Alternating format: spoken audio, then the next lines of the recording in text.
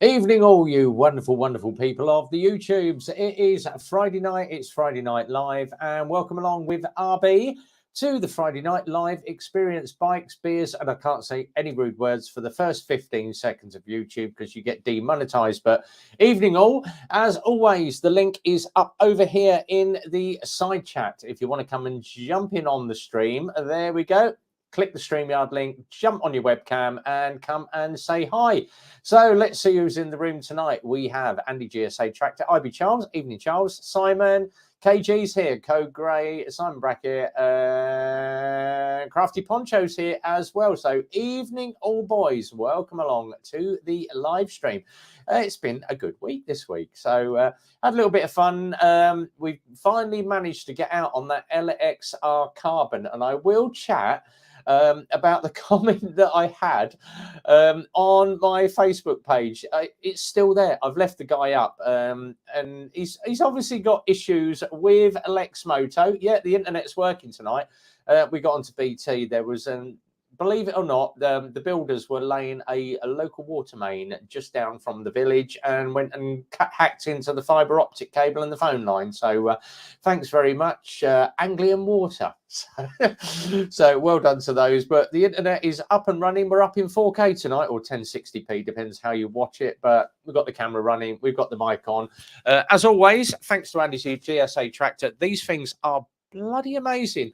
The little Rode wireless mics are receivers down there, Rode mic, and this is the same thing that I use when I've got me GoPro done. So yeah, Rev, you paid and upgraded your Wi-Fi. Yeah, BT are actually back on track.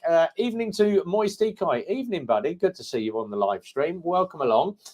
So we've got a full crew tonight. If you do want to come and jump in on the stream tonight, and I would like some people to come in and jump in.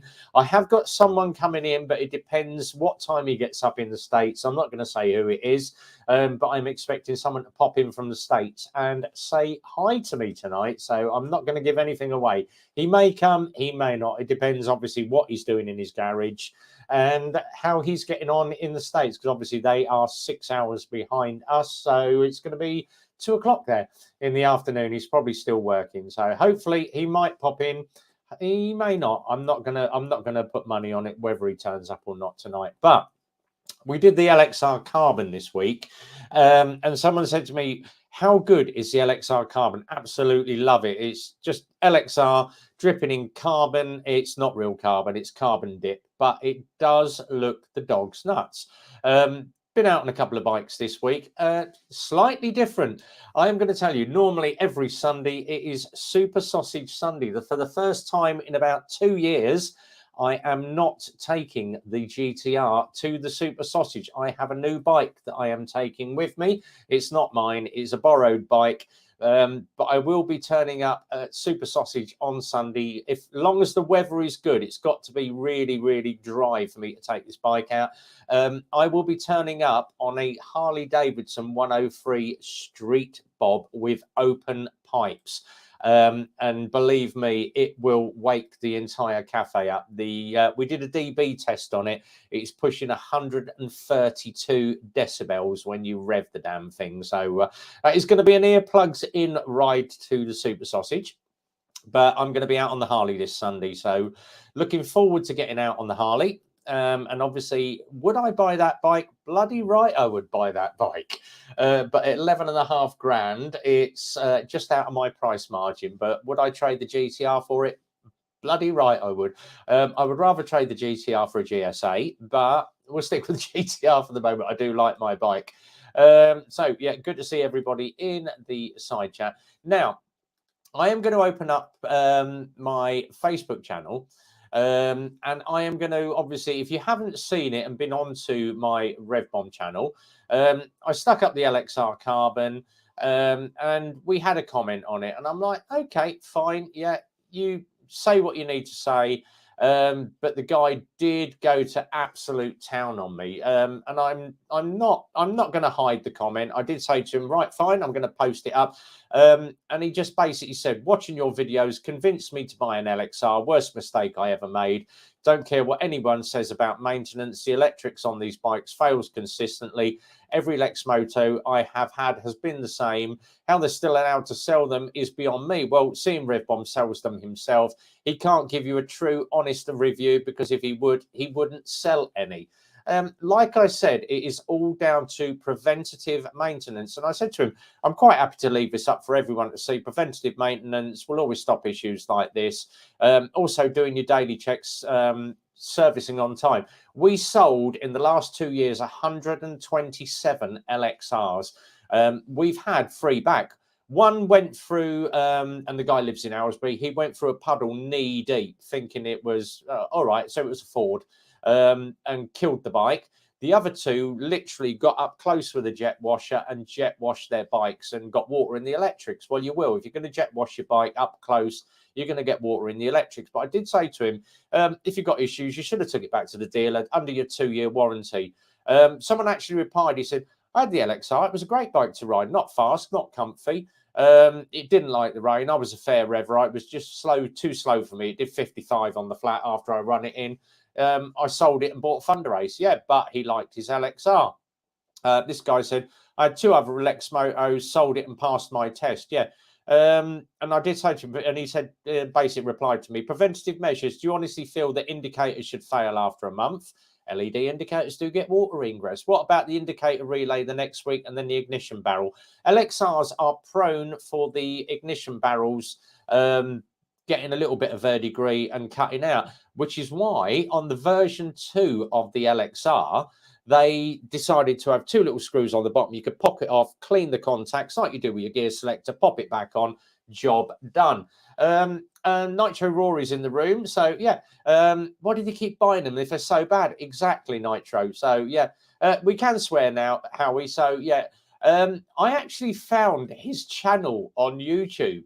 And believe it or not, he's trying to fit an aftermarket alarm.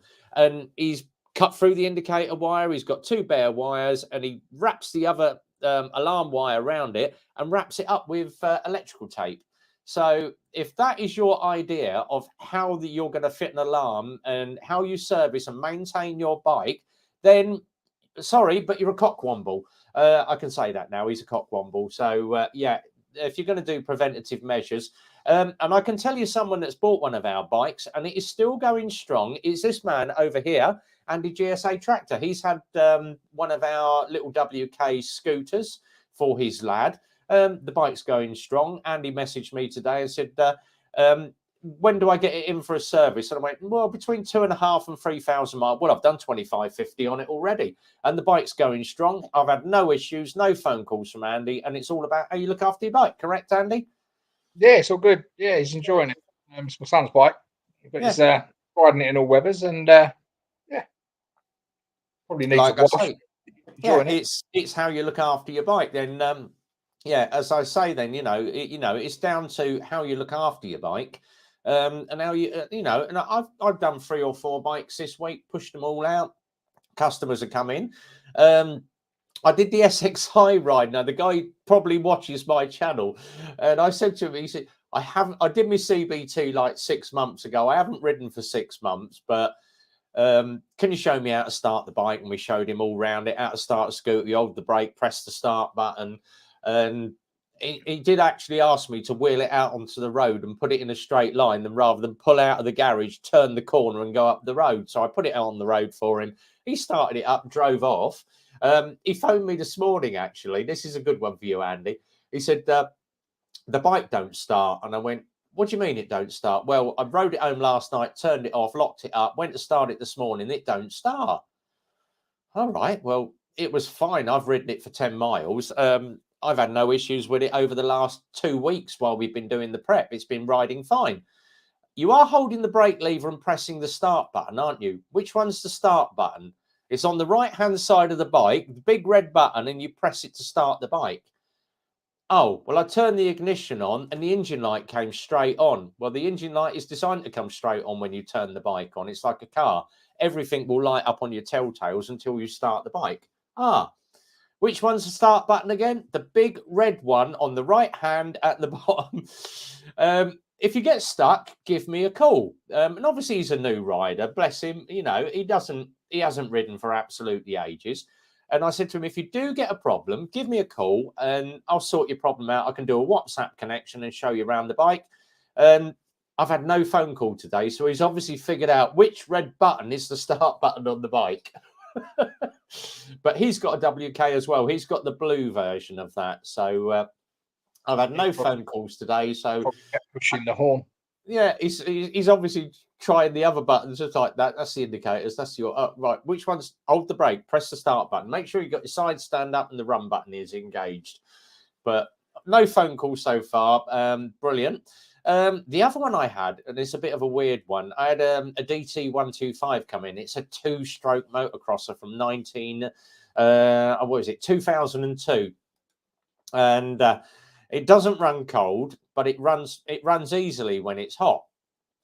And I had a look at it, and I thought, bloody hell, I can't. I've got a leg like a tree trunk at the moment, and the other leg's like a twig, where I've been kicking this bike over.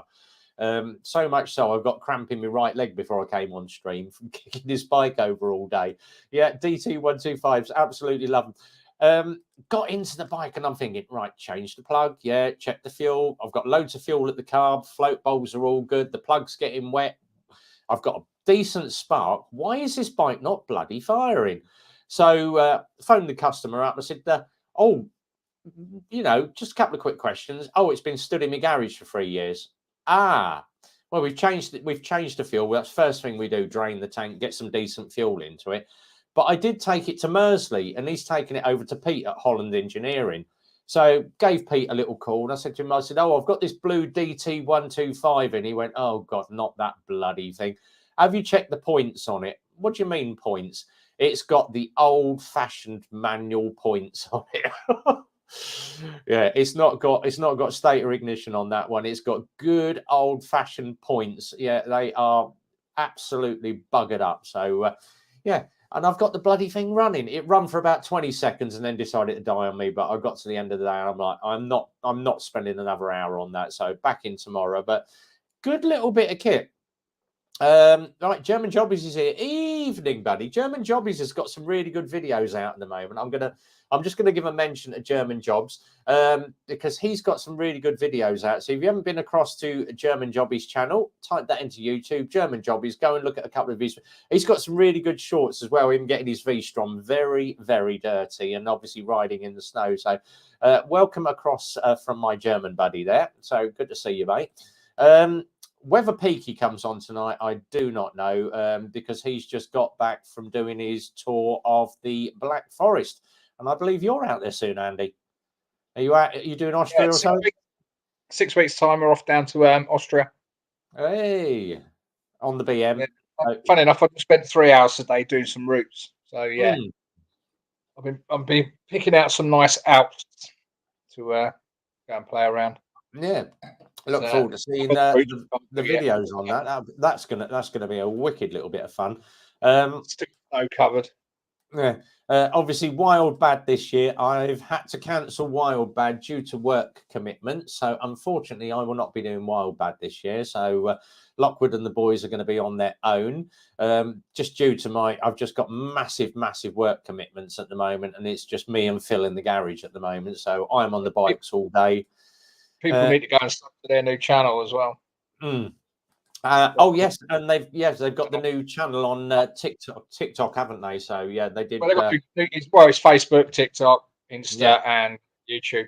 Yeah, so I'm already on all of those because Lockwood sent me all the invites. So BMW Gus, evening, buddy. If you're up sausage this weekend, Gus, look forward to seeing you up there. He was up there a couple of weeks ago. Yeah, so I should be up there. I'm on the Harley this weekend, so I am going to be making a lot of noise. Something different from me, and then obviously holiday next weekend. I am away, so there will be a Friday night live stream, but I will not be doing a super sausage run. I want to get out. I want to get out a little bit further this time. Start doing a few other bike cafes rather than just super sausage all the time. Probably do H Cafe or go down to Ace Cafe in London. Brutal Yoda, good to see you, buddy. Welcome along.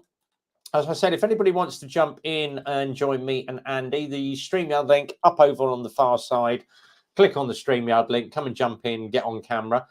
Might even get Howie in with his guitar. Come and have a little bit of a sing song with us as well. So all good there. And don't forget, if you are watching on the YouTube, don't forget to click that thumbs up button. I had Simon's always doing his bell ends of the week, and Andy's one. Your one, Andy. I don't know what you've done, but the damn thing's gone viral. It keeps repeating on channels. You and that water van. I couldn't believe it. He actually looked at me because he looked at me before the car. I'm on the roundabout. If I hadn't started slowing down, I just thought this guy's not. You know when you get something in your head and said this guy's not going to stop. Yeah. I hadn't stopped, and if I'd have been on the bike, I'd have been going a bit quicker. It was only I was in the car. I thought, you dickhead. Yeah. There's a lot of yours, especially the one where that really close call where the guy nearly killed you, where he scoots out round the water van, and it's like, Jesus Christ, you fucking nearly killed me, and I'm like, oh yeah, that one that keeps it keeps popping up all over the place. That one, it's absolute classic, that one. But it's like, Jesus Christ, it just shows you the stopping power of that GS when you hit the brakes. Oh, you got the Talisker. Oh, decent stuff. I have got the I'm on the Merlot tonight, so $4.99 a bottle from the local Londish shop. So scrimping and saving this week. Hence why I'm in my jacket, because we've turned the heating off for the week, because heating bills at the moment are absolutely astronomical. I've had heating on 4 times this year. We decided to clean the hot tub out on Sunday. We've got a little inflatable hot tub out the back. I thought, right, we'll go and jump in the hot tub over the weekend. Stuck it on Bank Holiday Friday, had to work Saturday, so it was warming up over the weekend. We haven't had a chance to jump in, but then the missus said to me, have you seen our little smart meter? And I went, what? That thing is eating nearly 10 to 15 pound a day just to power up the heating on the hot tub. And I'm like, fuck that, turn it off. For that amount of heat, I'll fart in the bloody hot tub. That'll warm it up. A couple of quick ones here. German Jobbies is on the Beaujolais here. Talisker, good choice. Sorry, signed in on a gaming account with the kids and the Brutal Yoda one. That's fine. I wondered who that was, MT. Oh, brilliant. The other one, Grant from the Rhythmic Biker, he's looking for some more subscribers to come on his YouTube channel with the Wolf Tales UK. So obviously he's got one more person in the list to do Wolf Tales. But then he's looking for some special guests. I know Matt said that he'd try and get down on his Michigan, but it's obviously a little bit of a trek. I've messaged half a dozen people today for Grant. So we'll say that I have messaged username Kate. I've messaged Bruce Teapot 1, and I've also messaged Carl Fogarty. So you never know, Grant. You might get a phone call from some of those guys asking if they want to come on Wolf Tales. So I do a lot of sharing. I tend to chuck out the adverts for other channels rather than just self-promote myself. It's all about other channels. Like I say, Andy over here does some really good stuff on his GSA tractor, especially like what kit do I carry? What have I got in my top boxes? I tend to push other people's channels out. Simon as well. I tend to share Simon out and all the guys here. Get Grey Wolf on. He's on the rocket. That's a good idea. Yeah, great. Go and give Rhythmic Biker. Rhythmic Biker is on Insta, Facebook, and YouTube. Go and give him a message. Go and take your rocket. Get it on Wolf Tales UK. Mine and Simon, me and Simon did GTR version 1 versus GTR version 2, Gen 1 versus Gen 2. That is just over 4 and a bit thousand views now. So if you go and type GTR 1400 in YouTube, it instantly comes up in the top 5 or 6, that episode of Wolf Tales UK. And the same as if you go and put in GSA 1250 now, Darren Spears appears up the top in Wolf Tales with the 2 other BMWs as well. So Wolf Tales UK is a very, very good channel. And like I keep saying, we should really get something like that on Amazon or Netflix, a bike channel. The other thing, Andy, is one for you. A guy approached me today and he said, right, I'm running a new channel in Milton Keynes called Milton Keynes TV. Okay. His name's Simon. I said, what are you actually looking to do? He said, well, Milton Keynes TV, it's basically a Wi-Fi channel, network channel, cable channel, but we're looking to promote Milton Keynes TV and get the town on the map. What are you looking to do? Well, we've got a DJ. We're going to be doing like a Hitman and Her dance channel, music review channel. We've got a cookery channel lined up, but we're looking to do a sports channel. Would you be interested in coming along and promoting like a bike channel, like a Top Gear for Bikes channel? And I said to him, actually, I wouldn't be, but speak to Rick. And I pushed Rhythmic out and Uncle Red again. I said, these two guys are very, very good at doing like their own little bit of promotion. Oh, I just spotted Cole popped up then. Cole Dutch just popped in down below on the stream. So jump in, Cole. I'll get you up on the channel. But if you want to speak to the boys, go and speak to Grant and Cole. I'm actually better behind the camera than I am sort of in front of the camera. I'm more doing the visuals on a bike. But if you want to get me on, then fine, you know, do a Top Gear, sort of the equivalent of 3 guys on channel. And I'll be your Captain Slow and do all the stupid stuff. But Grant and Red are very, very good. Grant is very good in front of a camera promoting himself. So I did say to them, go and speak to Grant. I've left Grant a voicemail saying, obviously, catch up with this guy from Milton Keynes TV. But it's not something I'm interested in. My life is too busy, obviously, with work at the garage, pushing out my new bikes, doing all my YouTube. And yeah, I've got a face.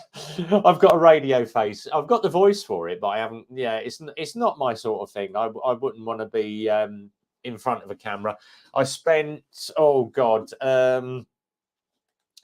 think about 2 or 3 years on a channel back in the 80s called The Hitman and Her. I used to guest with Pete Waterman and Michaela Strachan on The Hitman and Her. And every time the camera went past the DJ booth, I would duck.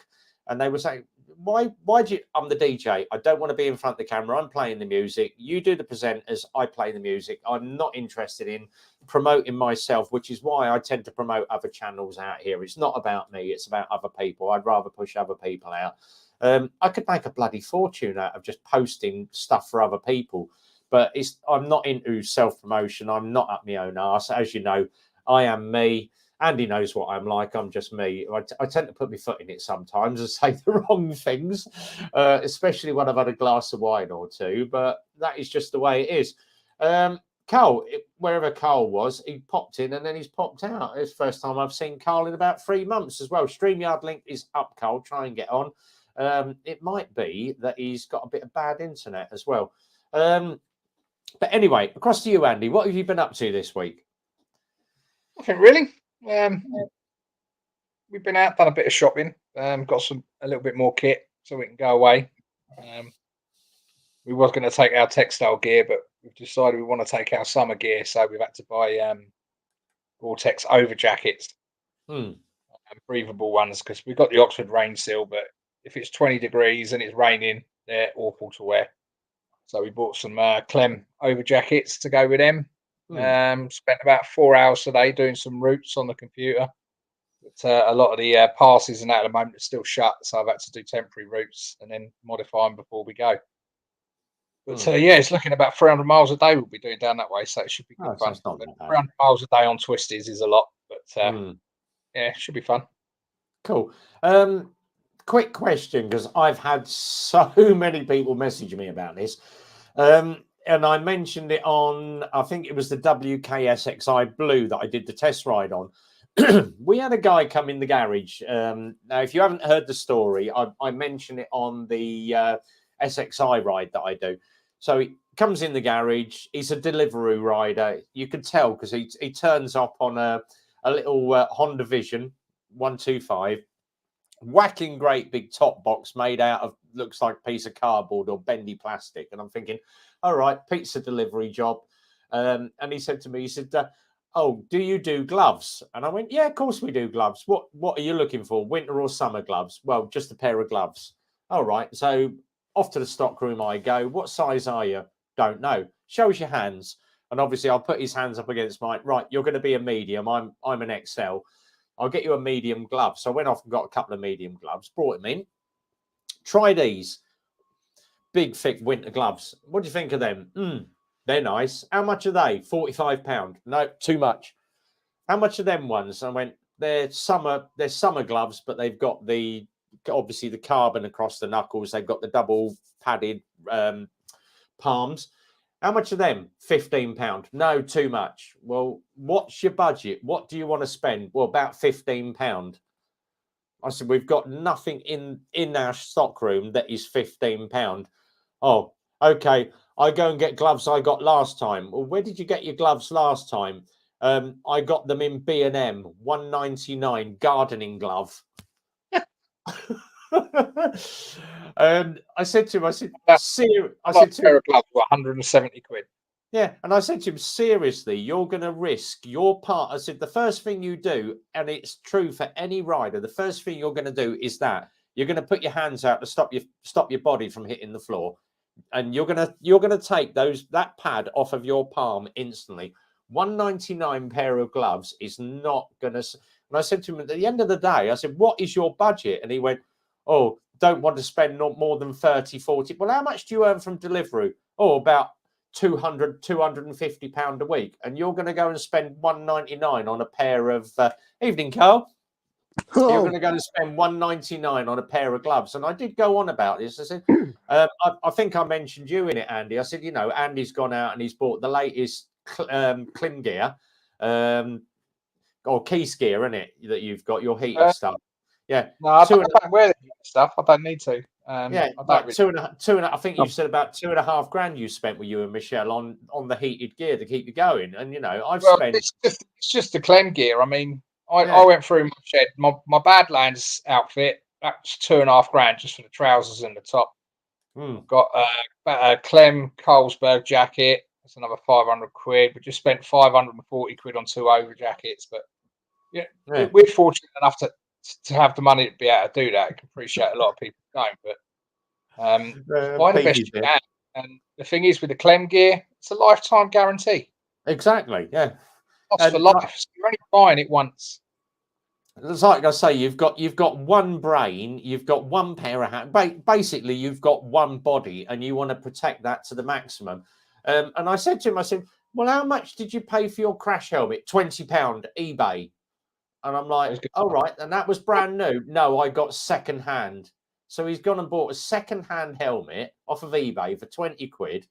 It's probably over sort of 3 years old. And you're thinking, Jesus Christ, is this guy going to sort of risk his, being a Deliveroo, you're going to be out there every hour of every day. Cheers for that, Andy. I'll have a look at that WhatsApp in a minute. You're going to be out there riding more than other riders, especially being a delivery rider. And you're going to be the one that is going to be absolutely, in the firing line all the time. That thing behind me, that's my Drift. I had the new version of that's the Valiant 2. Now that is the hybrid. That thing was 360 quid. And the missus went, 360 quid on a crash helmet. And I went, yeah, but I've got one head. I've got like 4 or 5 brain cells that I would like to protect.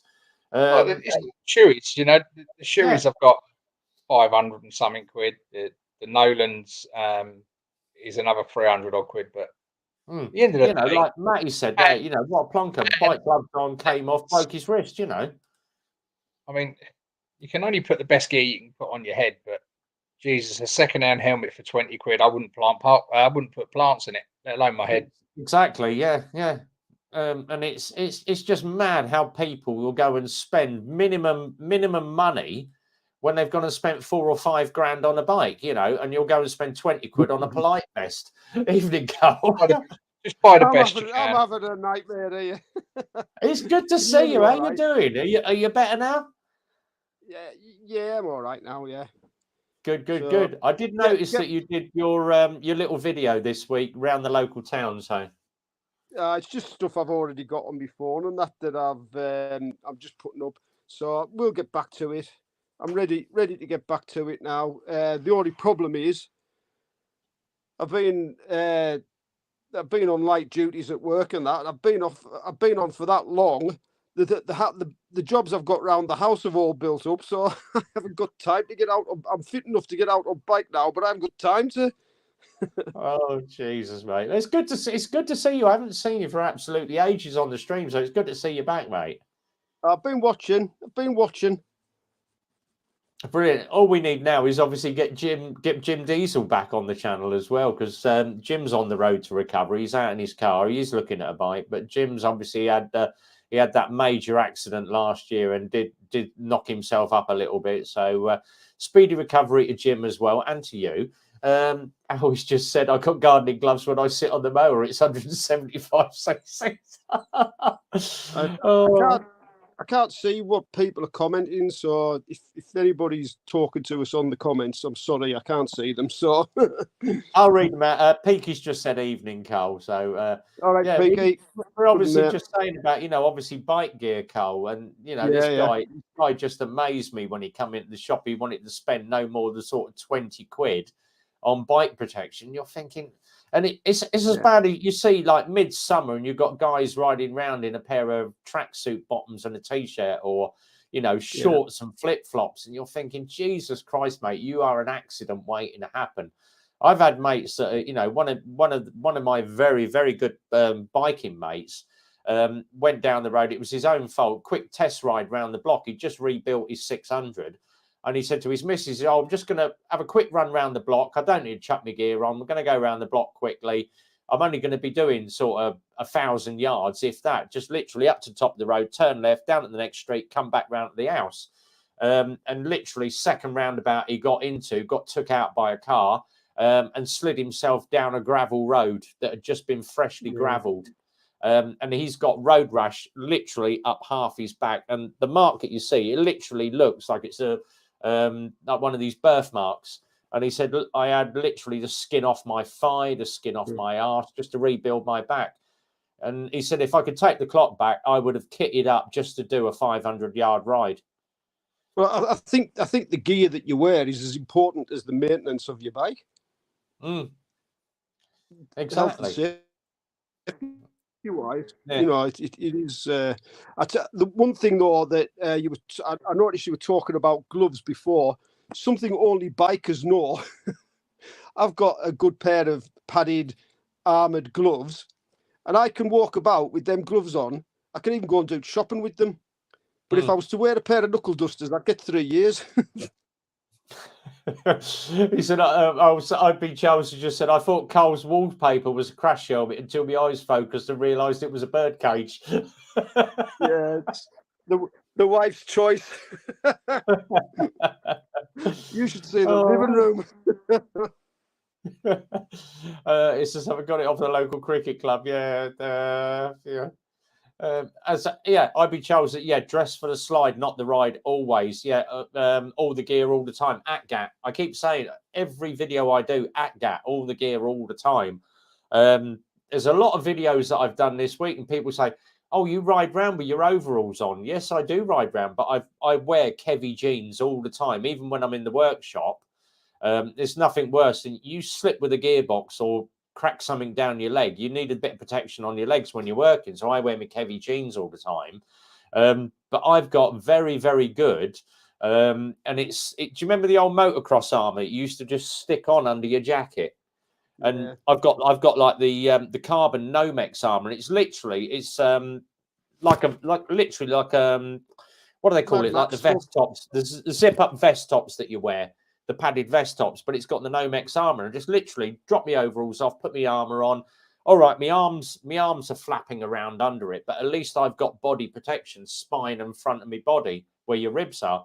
But I don't ride without my Nomex armor on, especially if I'm going, even if it's a 125, stick my armor on. It takes me 2 minutes to put that on, get back to the workshop, take my armor off, put my overalls back on. But I will not ride a bike just going out in just a jacket. And you never know, even at 30 mile an hour on a 50cc, you're gonna get an injury if you go down. Remember when you were kids and you'd be running down a hill, or you'd be on your bike or a scooter or something like that, and you'd come off it and fall on the pavement, and you'd skin your palms of your hands and your knees. Yeah. And remember how much that hurt? Yeah. So think about doing that, going 50 times faster with a Yeah. heavy bike following you, and it's unthinkable, really. You know,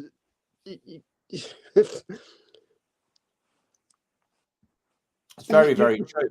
You think back when you were a kid and how Yeah. much that used to hurt. It was just a little graze on your knee or your palm of your hand, and you're going to get far worse than that if you're coming off doing 60 mile an hour. Yeah, Matt's just said, I know I ride a 125, but even I know to wear the correct stuff, and you're told about it on your CBT. It's one of the first things they tell you on a CBT, all the gear, all the bloody time. And people don't realise. You look at the amount of stuff that Andy turns up at Super Sausage in the summer, and he's got all his jacket on, he's got his leggings on, he's got his big bike boots, he's got, and you spend hours sort of stripping off down to your T-shirt. And you've got these guys that turn up on like the sports bikes and they're in full levers and they're stripping themselves off and wrapping the levers around the waist because they're just sweating their cods off. But, they'll stick the levers back on, go out, sweat the nuts off on their bikes because if you're going to dump yourself down the road, at least you've got that layer of protection. Yeah. Crafty's just said a full set of bollocks to a BMX handlebar is not fun. Exactly. The amount of time. God, who remembers the rally chopper that used to come off the seat and hit the bloody crossbar on the rally chopper? The gear stick was there. The crossbar was more comfortable than the seat on them. Exactly. Yeah. We've got a quick Grey Wolf said, Beaky Bike can never trust the algorithm. 22 watches, 4 likes up here in Angus saying it don't work. Yeah, I know. Code Grey, yep, it gets hot, but it's worth it. Exactly. Sweat you can wipe off, but skin you can't replace. So you've got one lot of skin. There's gear out there now that doesn't cost an absolute fortune. That you can't ride in the sunny weather. I mean, get yourself some Kevlar jeans. Probably going to pick a decent pair up for around 80 to 100 quid.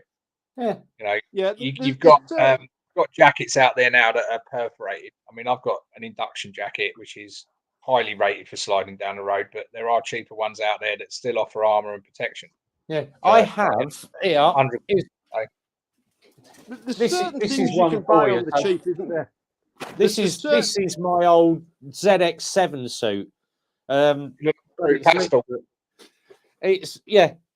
That is the proper Tech Sport levers that someone sent to me when I had my ZX7.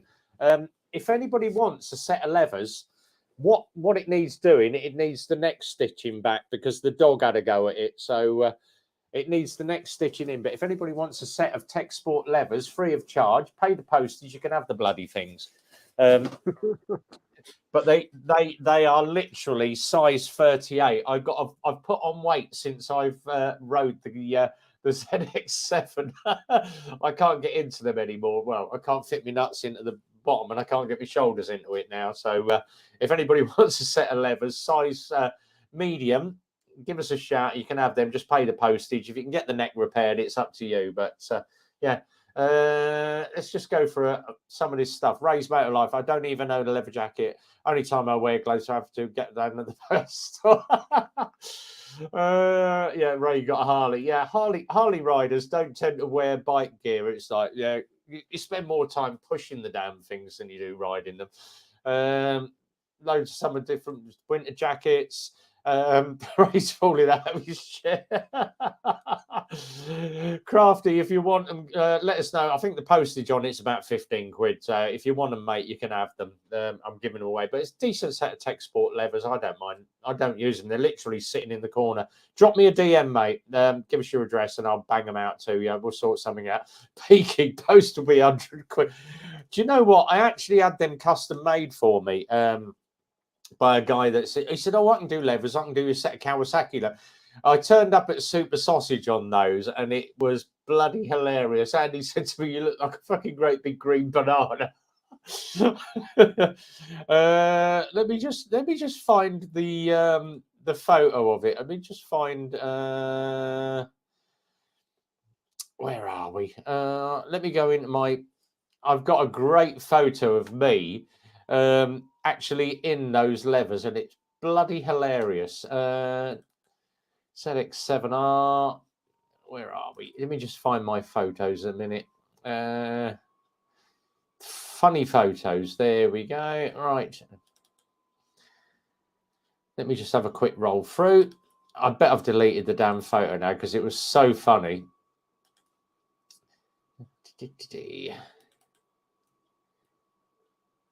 No, that's my old red levers. I will dig out the photo one day. I'll share it up on my Facebook channel because it was trying to squeeze into those levers was absolutely hilarious. I look like Mr. Muscle trying to squeeze into a straw at the moment. Yeah, exactly with the weight. Let's just go through some of these. IB Charles, I've got a denim gillet. All those Hells Angels can't be wrong. Is that when you had a mullet and a curly perm? It ain't far off, Peaky. Peaky, get yourself on the bloody stream instead of sitting in the pub drinking beer, mate, which is not what he normally does. Howie says, tassels, best protection there is. Oh, God, do you remember the leather jackets with all the tassels? And yeah, oh, God, that's going back a bit. So, are you still on the BMW, Carl? Yeah. Still got it. Thank God for that. I haven't been on it for about 3 months. You need to get out and ride, mate. You need to get out and ride. I'm looking forward to doing it again. Yeah, I was thinking as well about doing a podcast there because that's what I've been listening to a lot of podcasts lately, and that some of them are absolutely amazing. So I've been thinking about starting up a podcast. So if any of you want to have a go on that, do it like an interview or something like that, and put it out as a podcast. Yeah. I've got your phone numbers, but before I would start something like that, I'd want about 6 people at least that would be willing to do it. Because I wouldn't want to start something, do one, and then it not, not be able to go on with it any further. So if there's anybody out there wants to have a go, it'll just be like you won't be on camera. Well, you can be on camera if you want, but it's basically I want it to be a podcast so people can listen to it because on the way to work in the car, things like that, So if you fancy having a like a interviewee type thing with us on a podcast, I'm quite happy to do that. Great, we'll stick it out there for you. Yeah. DNA DNA Dangerous comment. Hi all, evening Dane. Good to see you in the show, buddy. Same as MT, he's got Kevlar jeans, armored jacket, armored trousers too. Rides a 125. Unfortunately, I've only rode once this year. He's got some health issues going on at the moment. We know Dane. Hopefully, you'll be the same as Carl. There's been obviously we had COVID 2 years ago. It is still doing the rounds at the moment, and it's knocking people. Never going to go away, is it? It's never going to go away, is it, Andy? So yeah, we've had Phil's missus have had it. I've avoided it. So hopefully, I've avoided it so far this year. Peaky, there we go. Tell Carl I'll do the podcast with him. So there we go, Carl. Peaky's up for doing a podcast with you. You as well, Andy. Yeah, why not? I'm up for it. Yeah. Well, there you go. That's 3 now. So only 3 more, and we'll start it. So Howie's just said, do you remember Boone from the TV show? Boone never really got hurt himself when he came off. Just goes to prove that tassels on your leather jacket are better than engine bars. Never hurt himself because it was a stunt man that was coming off. Exactly. I.O. Silver and all that. Yeah, very, very true. Yeah, it's very true, Charles. I think the camera's at the Super Sausage this weekend, isn't it, from 10 o'clock? Yes, we've got, is it Biker Picks are up there but they're up there from 10 o'clock. We all turn up at 9 o'clock. So we'll have to ride out the cafe and then ride back in again. Yeah, that's going to happen, isn't it? Go down the road, turn round at Churchill's motorcycles and pop back in again. Ray's Motor Life, I would come on, but I'd have to have closed captions to understand you muckers. I'll tell you what, it's nothing worse than trying to understand Peaky when he's had about 5 or 6 Guinnesses. There's nothing worse than trying to understand Peaky when he hasn't. Oh, here's one. Ray's Moto Life. If you can understand my Tennessee language, I'll come on. Phil's done his son's car this week. His lad's got a Sirocco, and the gearbox had basically the clutch slave plate had eaten away at the back of the bell housing. So we've had to order a new gearbox. They sent the new gearbox down, wrong gearbox. So sent one for a Golf. So we palleted it up, wrapped it up in bubble wrap, strapped it on with big ratchet straps to hold it onto this pallet. It got as far as Nottingham, and UPS picked it up on the forklift and dropped it off the forklift and went, "Oh no, the gearbox has got a leak. We can't deliver it." No, we've got the photo of it going out of the workshop, absolutely packaged fine with no leaks. They dropped it off the forklift. We phoned UPS to put a claim in, and it's press 1 for blah blah blah.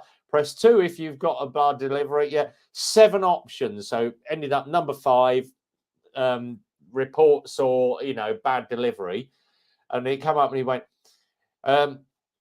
option 7, this is for returns or accident claims. Do you wish to claim? And Rebecca's gone, yes.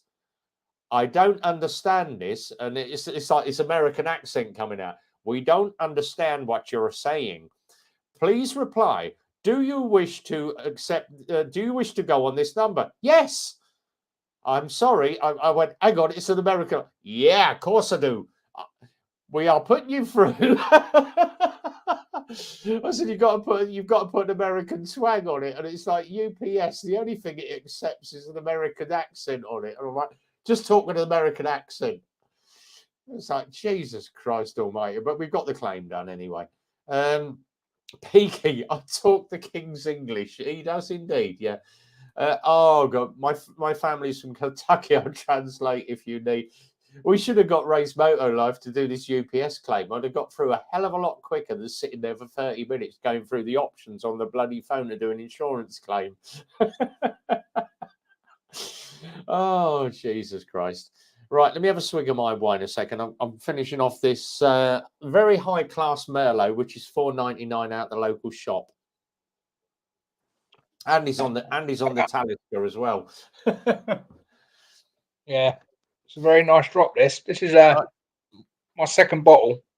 Well, don't drink it all.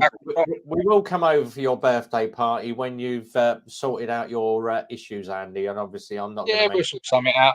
We'll probably wait for the better weather and just have a big barbecue. Exactly. I should probably do the same up here when we've got everything sorted out and all the garden all done. I made a start on it last weekend, but I'm still working on it at the moment. So we'll do a couple of barbecues between us and get all the boys around. Neighbours are going to love it when all the bikes turn up. Plus, we've got the hot tub as well. So bring if Peaky comes down, he'll have to have his Borat thong on in the tub. I think I'll do a breakfast barbecue and have everyone round about 7 o'clock in the morning just to please my neighbours even more. Oh, lovely. Yeah, exactly. We had, what was it? A guy that came in, he came to look at the Harley a couple of weeks ago, and it was bloody hilarious. He said, I've got a K1600 BMW, the massive, great big touring ones with all the speakers on it. I'm like, oh, nice. How much are you looking for the bike? And he went, I was probably looking about 8 or 9 grand for it. And I went, yeah, all right. He said, but I've always wanted to own a Harley. Okay. I said, well, we've got 2 in. So I fired up the first one. Oh, Jesus Christ. No. Fired up the black one. And he went, oh, God, turn it off. And I went, why is that? He said, no, he said, the Harleys are not for me. And I went, why is that? He said, because I live in central Milton Keynes, and I live in one of the flats in central Milton Keynes, and I've got underground parking on the. He said, "Can you imagine me firing that up at 6 o'clock in the morning to go to work?" And I'm like, "No, that's not going to happen, is it?" Your neighbours would know you're going to work. Good alarm clock. Oh, but brilliant fun. Let me just go through a bit. What am I about? Peaky, get yourself on camera, mate. I'm going to put the link up for Peaky. Get yourself up here on camera, mate. We're missing you on the stream. If you haven't been on Wednesday night, there is a thing called the Midweek Mumble with the Peaky Biker. He had some good guests on this week as well. He had Crazy Legs on, a couple of the other boys as well. So it was a damn good stream on Wednesday. DNA Dane's off. DNA Dane, look after yourself, buddy. Have a good weekend. KG's just saying my dad's side's from Kentucky, my mum's side's West Virginia. Jesus Christ, take me home country roads there. Code Grey, yeah. Let me get rid of all those. Right. So, yeah, if anybody wants to come and jump in on the StreamYard link with me, Andy, and of course the man himself, Danny at Cole Dutz. Very, very good channel. If you happen to have Facebook or YouTube, Cole Dutz Rideouts. There's some really good videos. If you happen to be in the UK and you want to go around, Cole's done some really good ride videos of all the local places of where you can get out and go and ride out. So go and check out Cole's channel, Cole Dutz Rideouts. Yeah, that's all right, Cole. There's don't watch the one of where he's going up the mountain pass and he drops the bike. Oh, that was just doing that was something we didn't want to see of you dropping the bike, but bloody hell, you sounded like an asthmatic after trying to pick the bike up. It wasn't. It was because it was on the steepest hill in the country, and it just, if I'd gone the other way, I wouldn't have dropped it. There was like I would say there's a good 6-inch difference from if it went over onto me right, and I would say it was a good 6-inch difference from going over on the left there. Just putting your foot down, I'd just been able to stop it, but with it go on the right, and the camphor on the road as well there, it was just. But anyway, Andy did one. Oh God, I think it was at Wales that you did, Andy, where you were off, and he's going around this corner, and there's a bloody manhole cover right on the apex of the corner. I was like, what bloody designer decided to put a manhole cover right on the corner where you let the bike go? I was like, they just don't care when they put these things in. They just put them in. They don't. None of our roads are designed for bikes. It's all cars, vans, and lorries. When you come up, Andy, bottom of my road, there's 3 manhole covers on the roundabout, and you just cannot avoid them. It doesn't matter which line you take, which lane you're in. 3 manhole covers are there, and if they're wet, they're lethal. Yeah. When you come up, Andy, give us a shout, and we'll do that. We'll do a few routes around here. Yeah, well, we're hoping to come up somewhere around the 1st of August. We'll be up there for a week. I'm also trying to. We're going to spend a couple of days getting up into Ayrshire and meeting up with the Scottish lads again. Yeah, if you give us a shout, we'll do some of the routes around here. Do it's Hard Knot. Week in August. Do Hard Knot. I'll take you all passes all at the same time. Oh, the hard. People keep telling me you need to go and do the Hard Knot Pass, and I'm like, really? Is it that good? And I like a challenge with full luggage and the missus on the back. That's where I dropped my bike. That was on the Hard Knot Pass. That was the worst part of the Hard Knot Pass. So it's classed as the worst road, the steepest and worst road in the country. And to be honest with you, it was only because I've done that road so many times before. I just got blasé on it, and I just tried to take that bit in too high a gear and stalled it. And like I say, once it started, because of the steepness and the camphor on the road, you just couldn't keep it up there. But it's nothing. It sounds daft when you drop your bike on it, but it was only just because I got blasé. You don't enjoy it. You don't enjoy it because you have to concentrate to do it there. So you don't enjoy that road. We've done the Devil's Staircase. When we was in White, and that's not far off it. And I enjoyed that. I enjoy that sort of thing. Even Black Nabar's got a few hairy bits on it when you go up that. Yeah, it's enjoyable. It's enjoyable in the fact that you're doing it and you've done it and all that kind of thing. But it's not like it's sort of like you've got the Hard Knot Pass, and then you come off the Hard Knot Pass and you go straight on to Rhinos Pass. Now, Rhinos Pass is virtually the same as Hard Knot Pass, except it's not quite as steep and there's not quite as many hairpins. And you can really enjoy that. You can enjoy the scenery. The road's a lot better. The road's in a lot better condition. Hard Knock Pass, the road's all chewed up. There's craters everywhere. There's cars coming the other way.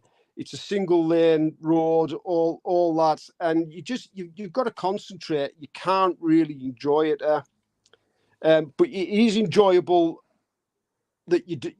If you can understand what I mean, it's enjoyable that you're doing it. That it's the Hard Knock Pass. It's the hardest road in the country. It's the steepest road in the country. So it's well worth doing. Well worth doing.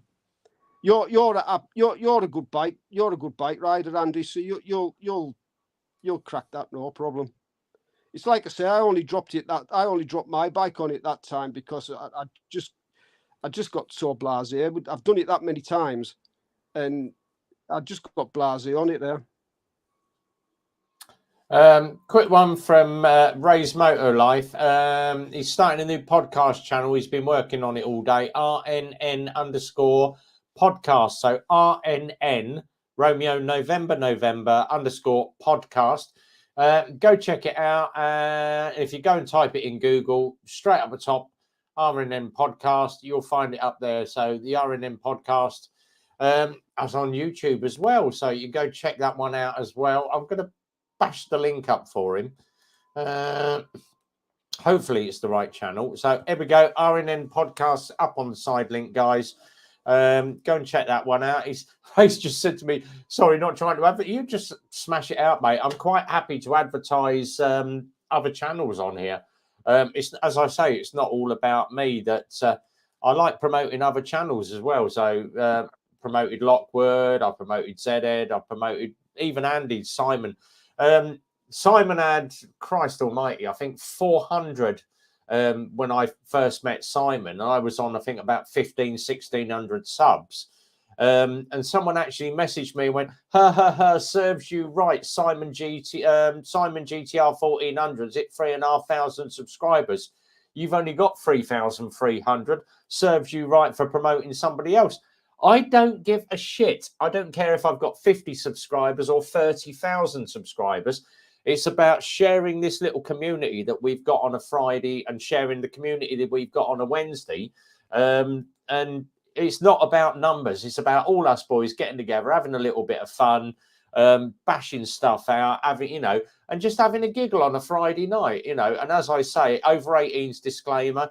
I haven't sworn very much tonight. Normally when Simon GTR 1400 comes in, or we get Peaky in here, I go straight to red. And it's not even about making money off what we do on the live streams. We do it for the fun of it. We're all bikers together. We're all a brotherhood and sisterhood, because the girls do come in as well. But it's about just sharing the community and the love of being a biker.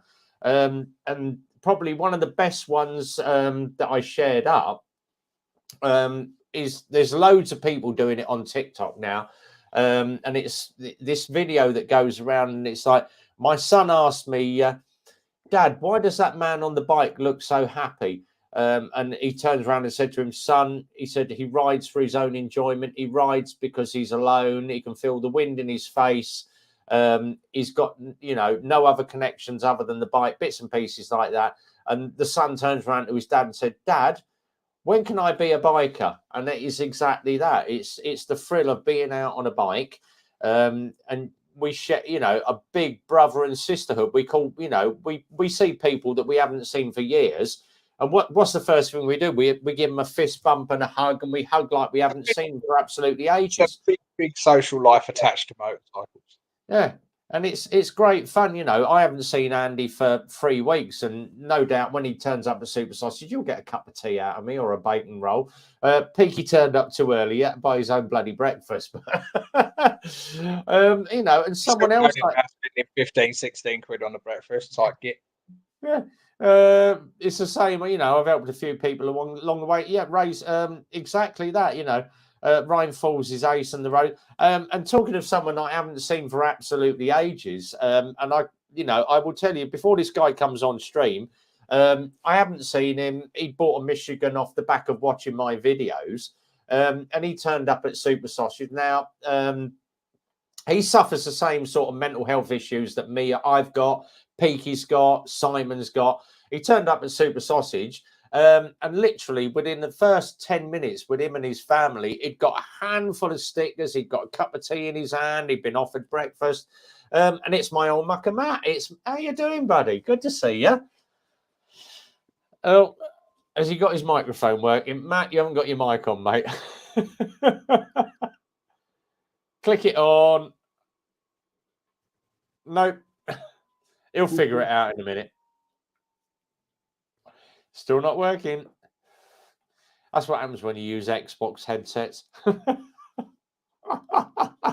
Do sign language. Yeah, okay. We'll leave you there. Matt, Shout when you come. put your thumbs up if you can hear us. Thumbs up. All right. It's his microphone that in. Go into your StreamYard and change your settings on your mic. As soon as you shout, we'll know it. Always just said, mime it, Matt. Yeah, exactly. Be like the little subtitle person down in the bottom corner. Peaky's Mac is on the next way. You've got to be costing more. It's about £7 for a big. Hello, Matt. Hello, sorry, StreamYard settings. I've got a new set of headphones. These are for the Xbox and the proper Microsoft ones. That's all right. How are you doing, mate? Good to see you. I haven't seen you in ages. I'm good. I thought I'd pop on, say hello. Boy just got over COVID. Just give you a quick update. I'm just waiting for Kira to get her acting together, and then we'll be giving you a phone call. That's all right. I've still got that LXS in the showroom if you want it, mate. It's the last one. Yeah, she wants that grey and yellow one. You know, that's the one I've got. Yeah. Yeah. She's after that one because she fell in love with it at the NEC bike show, and she won that £250 voucher off of Lex Moto. And apparently, you're one of the dealers will accept the gift card thing. Yeah, there's a lot of dealers because we get people come in and they go, we've done a local CBT and we've got this £50 off a Lex Moto bike. You can buy the vouchers from Lex Moto. Now I know if you are a CBT school, you can buy the Lex Moto vouchers. I think you can buy. I think it's 100 vouchers for about £100. So it's £1 a voucher. But you do a CBT, you can give the voucher away, and it gives the deal. It basically gives Lex Moto £50 off a bike. But it's the way of pushing Lex Moto bikes out there. And then obviously, when you said you've got this £250 voucher, I phoned our local area manager, Jack, and I went, customer of mine, Matt, one of our moto vlogger crew, he's got this £250 Lex Moto voucher. And he went, yeah, that's all right. He said, basically, take a photocopy or get them to send you a picture of the voucher with the barcode or the number on it. He said, we'll redeem it instantly. What we don't get the money from Lex Moto. They offer it to us as a credit. So when we go and buy another bike, we get the £250 off a bike. Yeah, because she entered the competition at the NEC scene, wasn't you do. You know, one of those things like, well, I'll enter that and see if I win anything. And she won a £250 voucher. So, but like I say, she just needs to get her acting together at the moment. But that's all right. It's sitting there waiting. I can always get another one if we sell the one. I can always get you another one anyway. Well, she's suffering with long COVID and that lot at the moment. So she's just got to get some sort of going properly. She's got the cash. It's just waiting for her to sort of go to me. Right? Can I ring yourself, and then I'll get her to ring her and order one. I feel her pain, Matt. I feel her pain. Oh, you've got to wait till the end of the month. Long COVID worse than COVID. Sorry? I say I feel her pain. Long COVID was worse than COVID. Yeah. But like I say, apparently I've just been informed she's got to wait till the end of this month and then she'll be ringing you when she gets paid again. Excellent. Let me just say bye to this guy. Moist Decoy is about to leave. So thanks for popping in, buddy. Much appreciated. And hope to see you on the stream in a couple of next Friday. So yeah, thanks, Moist. Take care, Moist Decoy. New subscriber there. So thank you very much. Like I say, we've got I think 34 bikes in the showroom. We've stocked up. We've got the new. They did offer us the Lex Moto RSS, I took one look at it and I'm like, where's the back half of the bike? It's got no tail tidy. It literally looks like someone's cut the back of the bike off. Yeah, they've come out with some weird stuff just recently. Lex Yeah. Moto have. You know, it's like I look at them and think, you know, you lost your way a bit. It's like you say with the Detroit. Oh, I had a good look at that, the NEC, and I stood there looking at it thinking, literally, that is a Michigan with a different exhaust pipe on it and handlebars. You know, and like you said, it's the Michigan Tempest hybrid. Tempest car, yeah, that's what it looked like to me. And it was a weird looking thing.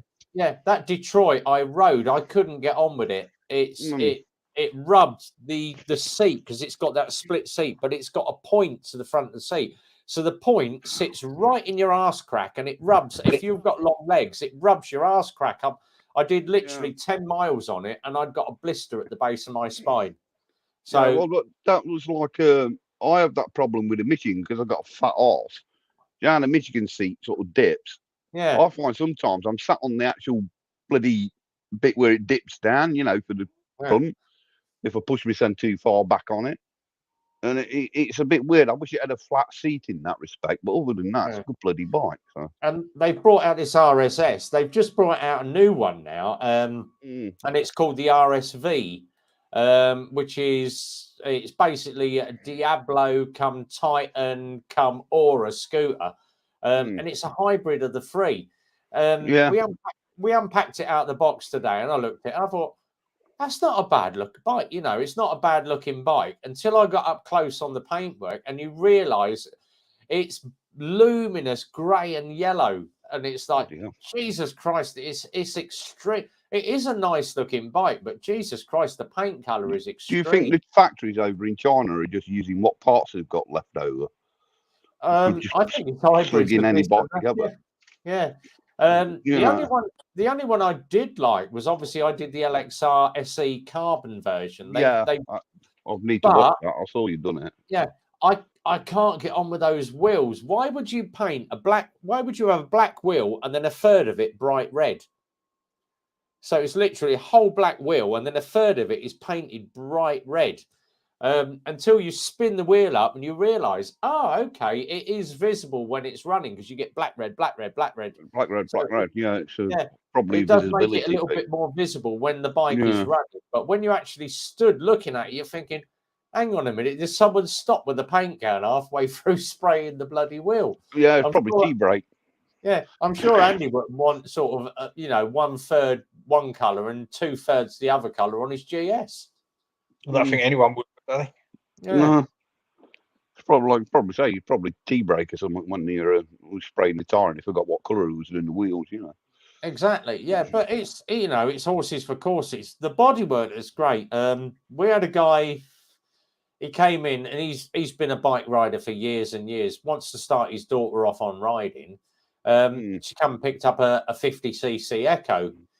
We did the handover for it today. And I'm talking him through the bike. He said, "Yeah, I know the bike. I've still got to show you how to blah blah blah. I have to show you this technically. Being a biker, just ignore what I say. I'm just going to run you through it very, very quick." And he went, "Right, brilliant. It's going on the van. I'm loading it." And I went, "All right." He said, "Yeah, tomorrow morning it's off. It's having data tag on it. It's having a tracker on it.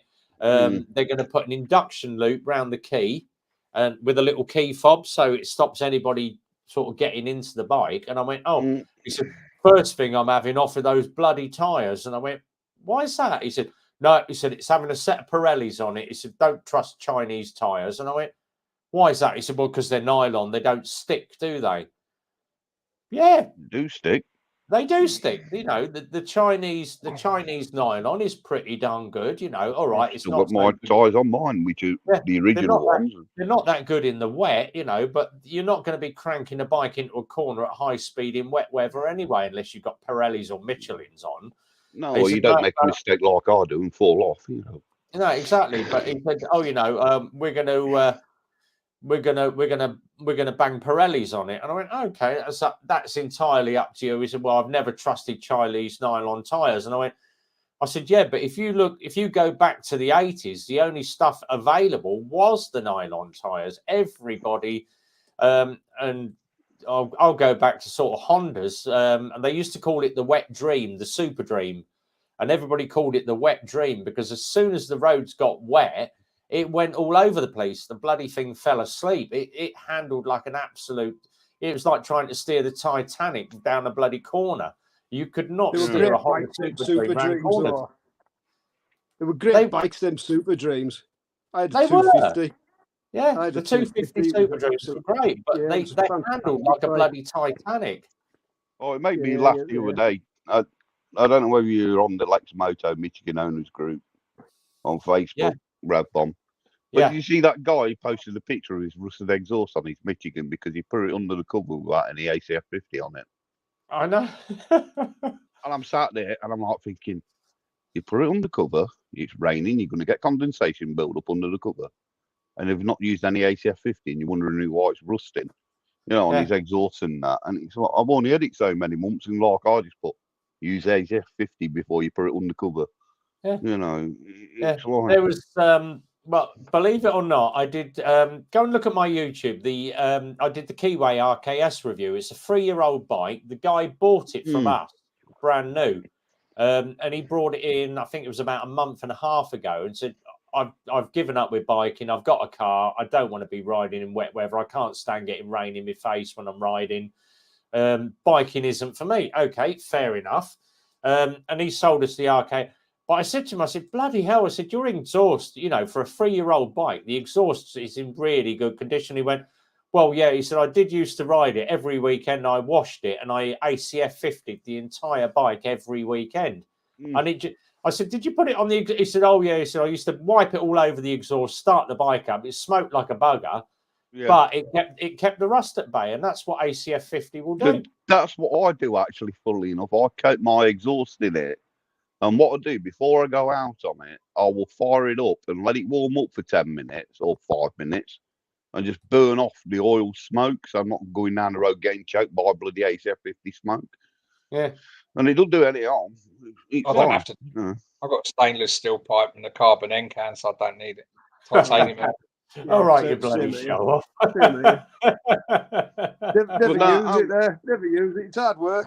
It's hard work putting it on and taking it off. For now. The thing is, as well, it just a matter if you're out and even if you don't use ATF 50, just wash the crap off the bike before you put it away. Well, wash the road salt and crap off of it. Just wash it off and then put it away. Well, it's just a routine because normally Kira washes my bike for me and does the ATF 50 for me. In that case, we'll all pick our bikes up. She can wash all our bikes. We're all coming up to yours for the weekend.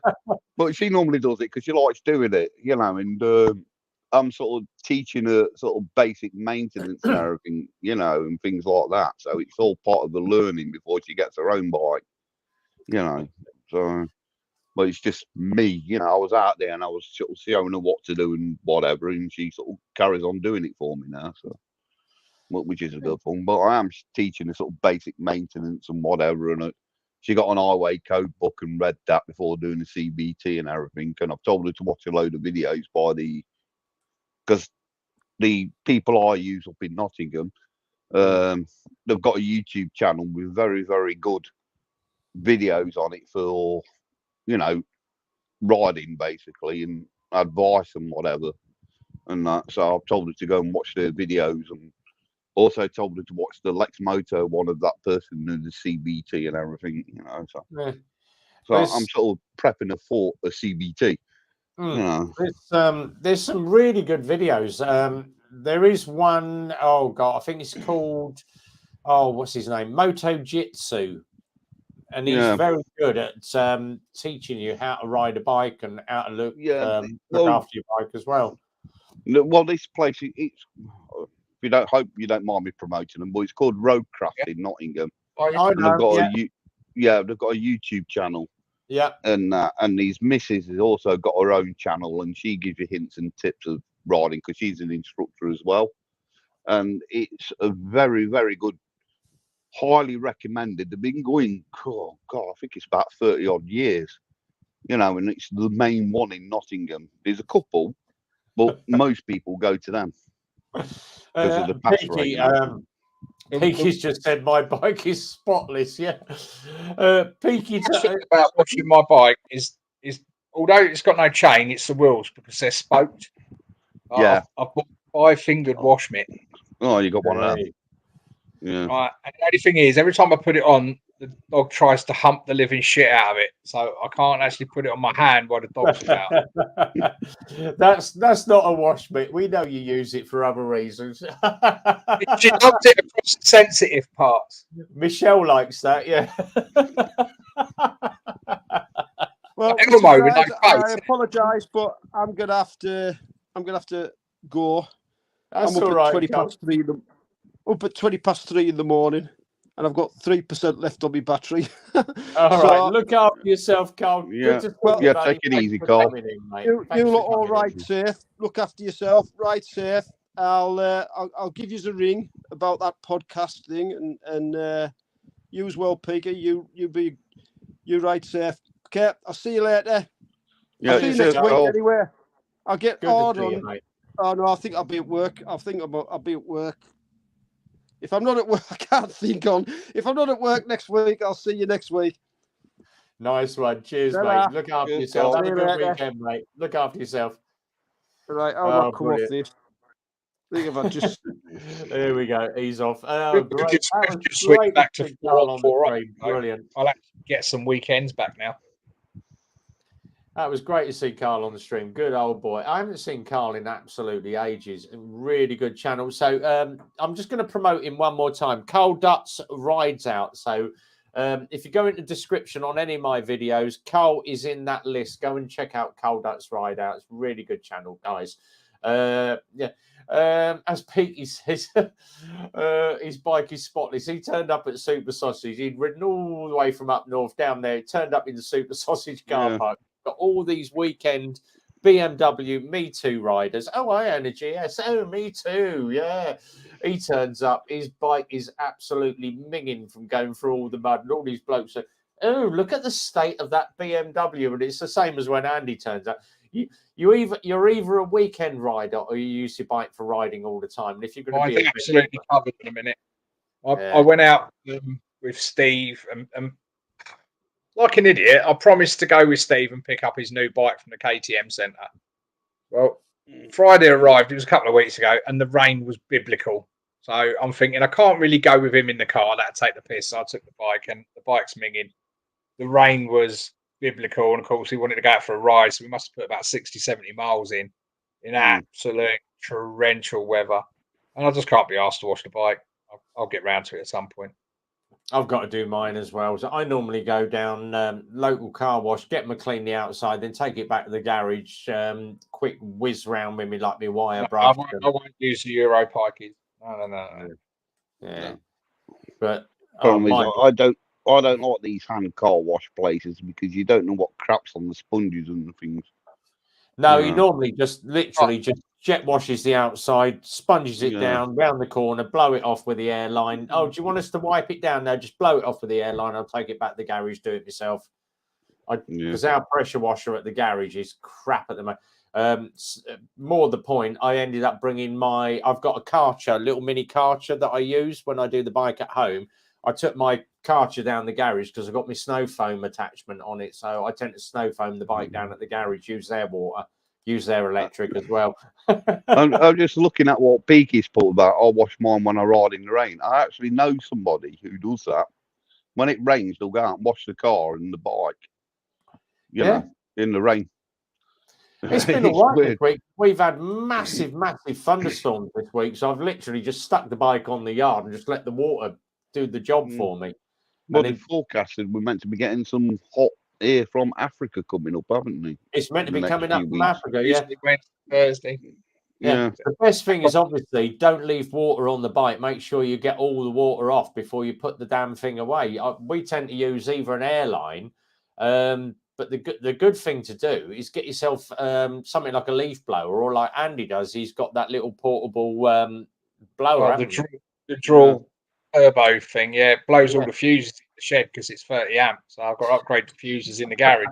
I can run it from the house, but it's got some but it tends to blow all the water out from where you can't actually see or get to. Peaky's just said, dry.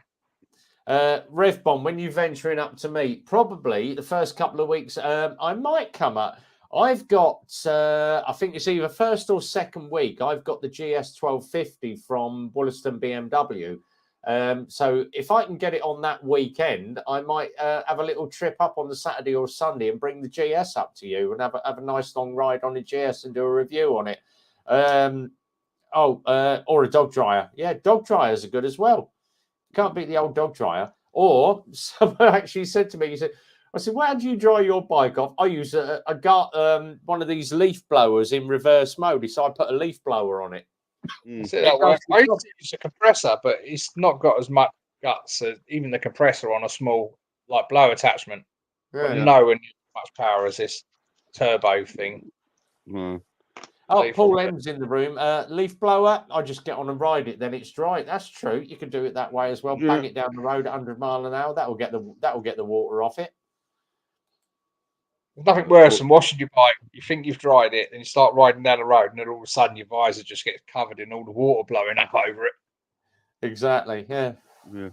But no, like I say, I can't wait for Akira to get a bike and CBT done because he'll be out more with her, and I might start the channel back up as well with her. We've been talking about it, so I might start doing videos again. A good month. I've just not been out enough. I've been out on the bike, but I've not recorded anything. I've just had a break for a little while. Yeah, but that's the thing. You get a bit of a block, don't you? That's what I found. It's like, what do you talk about? What do you do? You know. I'm not going to put content up for the sake of putting content up. I'll put it up to have a chat or do something. I'm not just going to stick it up for the sake of sticking it up. Yeah. The only reason I stick, I'm bashing content out at the moment is because it's customers' bikes and we have to do a ride review on every. I think we're the only garage in about 40 mile radius that actually does a review of every customer's bike. But we don't have to. But it's just nice for the customer to go on and see their bike being ridden at the correct speed. Yeah, because that's what I mean with yourself, Brad Bomb. You know, because you ride test them and you do the videos. It's content, isn't it? Because you're talking about the bike. Exactly. But like, you know, somebody like myself or whatever, it's difficult to pick a topic and talk about it. Yeah. I just tend to.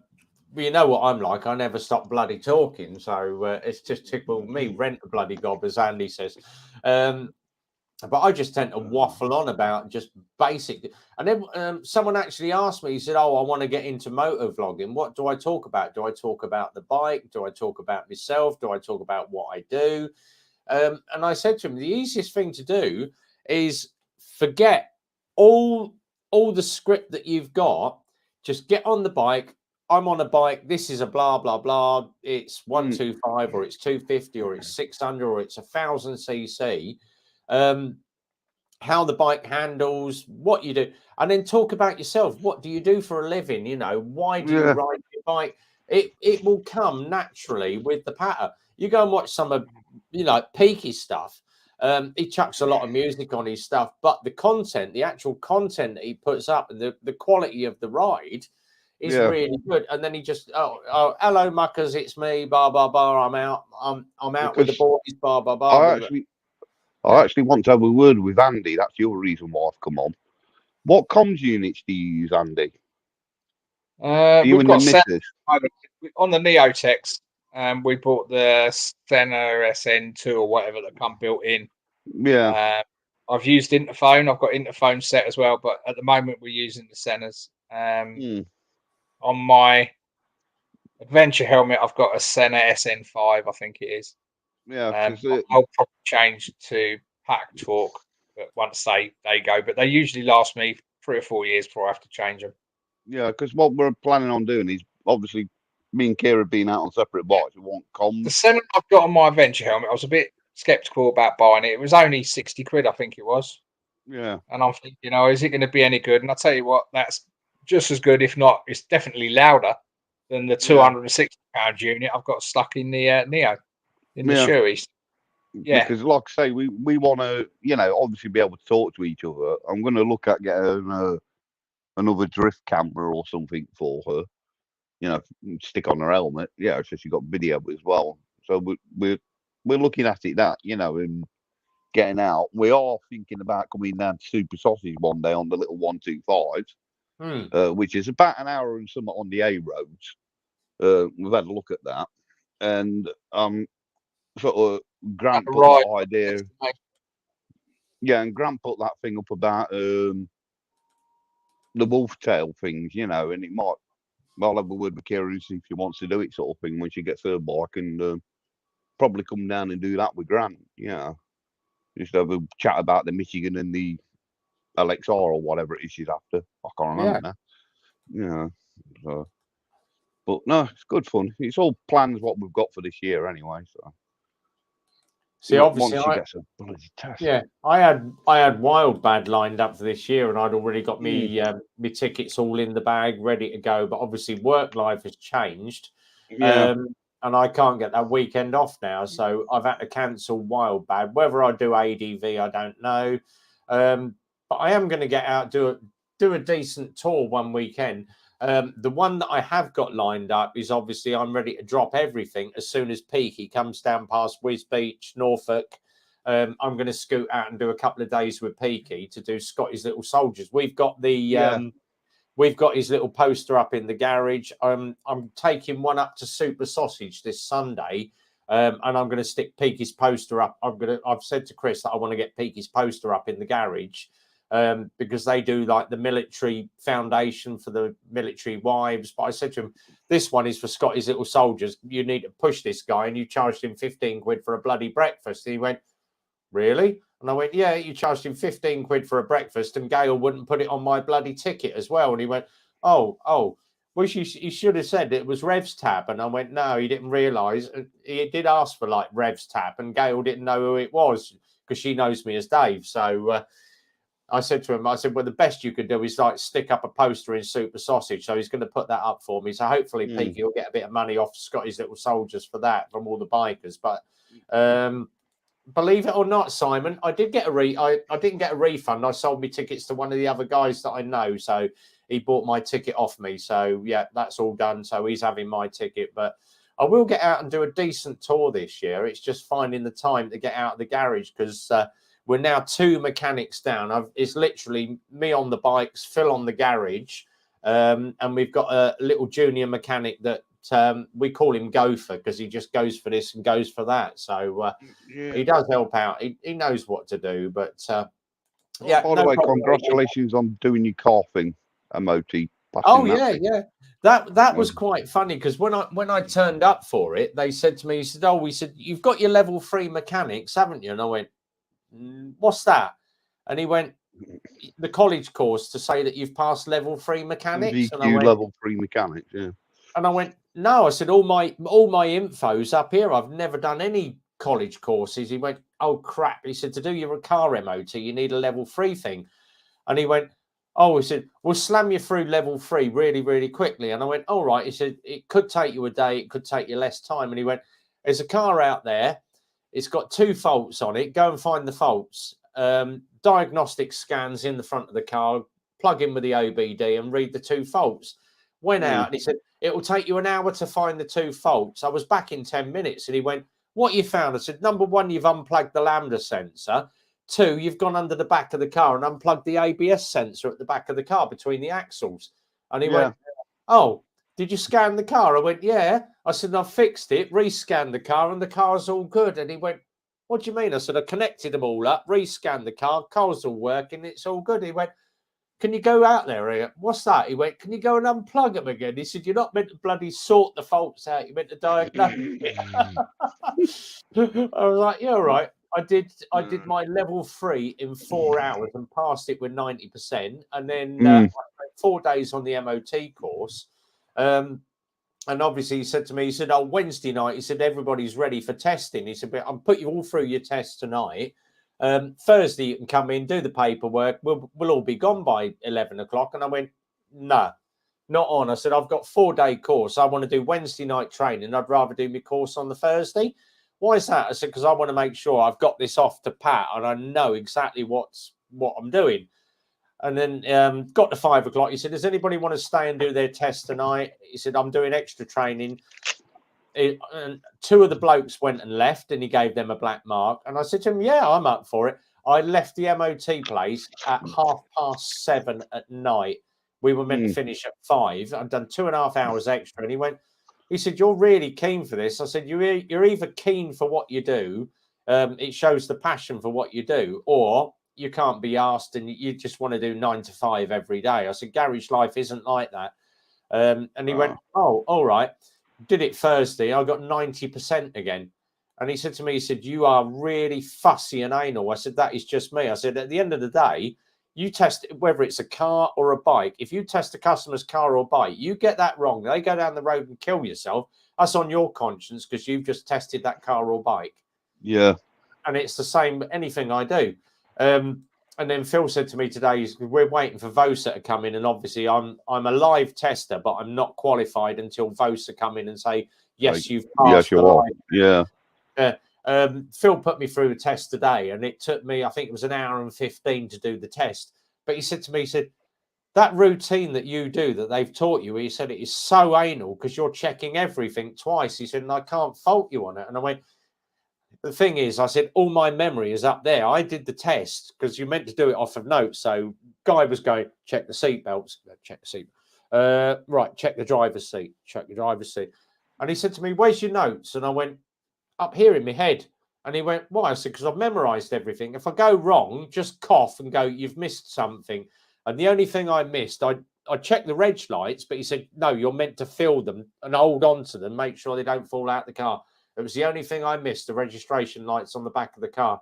And he gave me a minor point for it. And I went, "Yeah, but I did check them." He went, "No, you're meant to physically get hold of the reg lights and give them a shake, make sure they don't fall out the number plate." Yeah. And I went, "Yeah, but it's not going to be dangerous to the bloody driver, is it?" And he went, "Doesn't matter. You should have checked the reg lights." And I went, "Oh, for fuck's sake." But he said, it's better that you learn the whole routine and get it off to a pat and do it 100% than miss something and screw the whole thing up. But Yeah.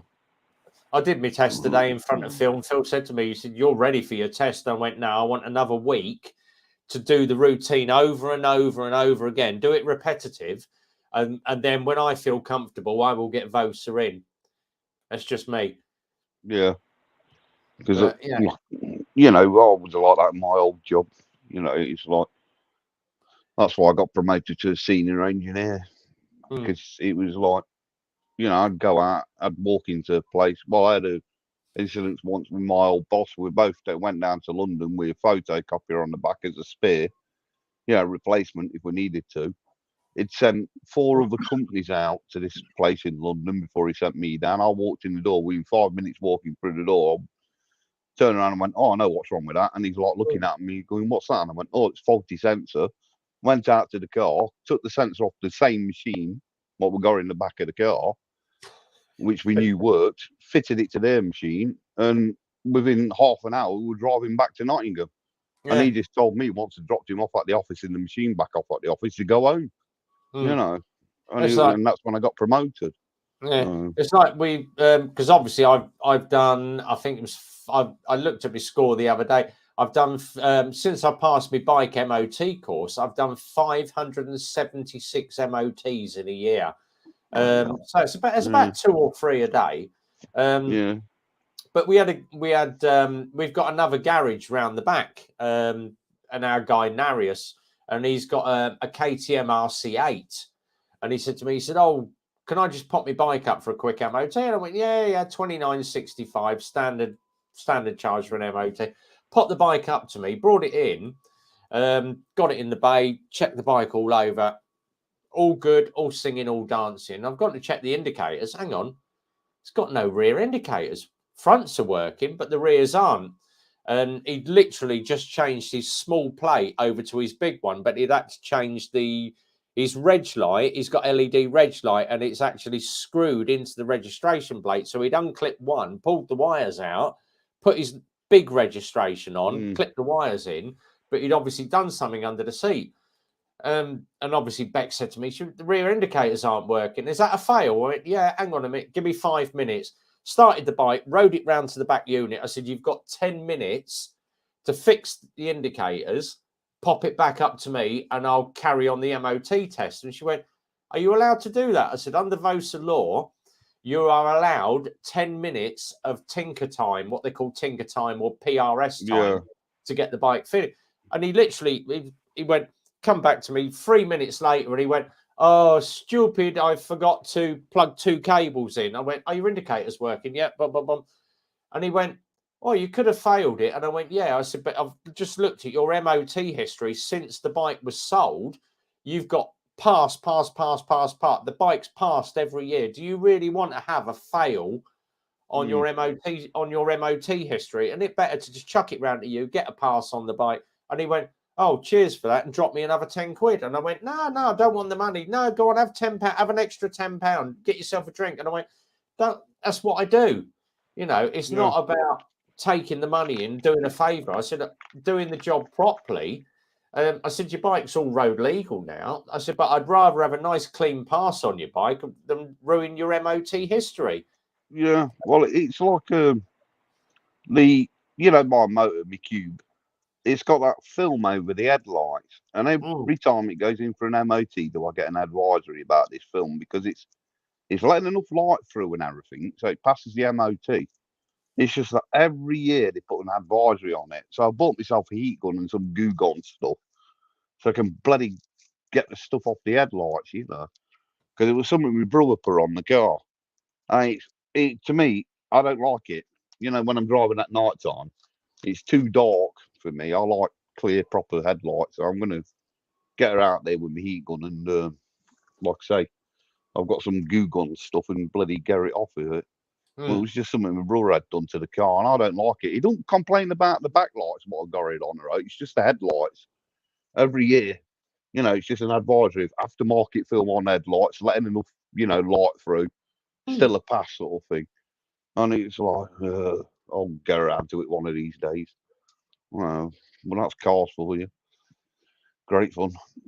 Well, so what have you been up to, Andy? Absolutely nothing. Like I said, I'm just dossing around this week. I've had the week off. Right. Quick one. Peaky's about to shoot off. KG, Co Gray's about to shoot off. Cheers, boys, for coming in. Back to Andy over here. Carry on, Andy. Yeah. Sorry, Andy. I'd say not been doing much the last few weeks.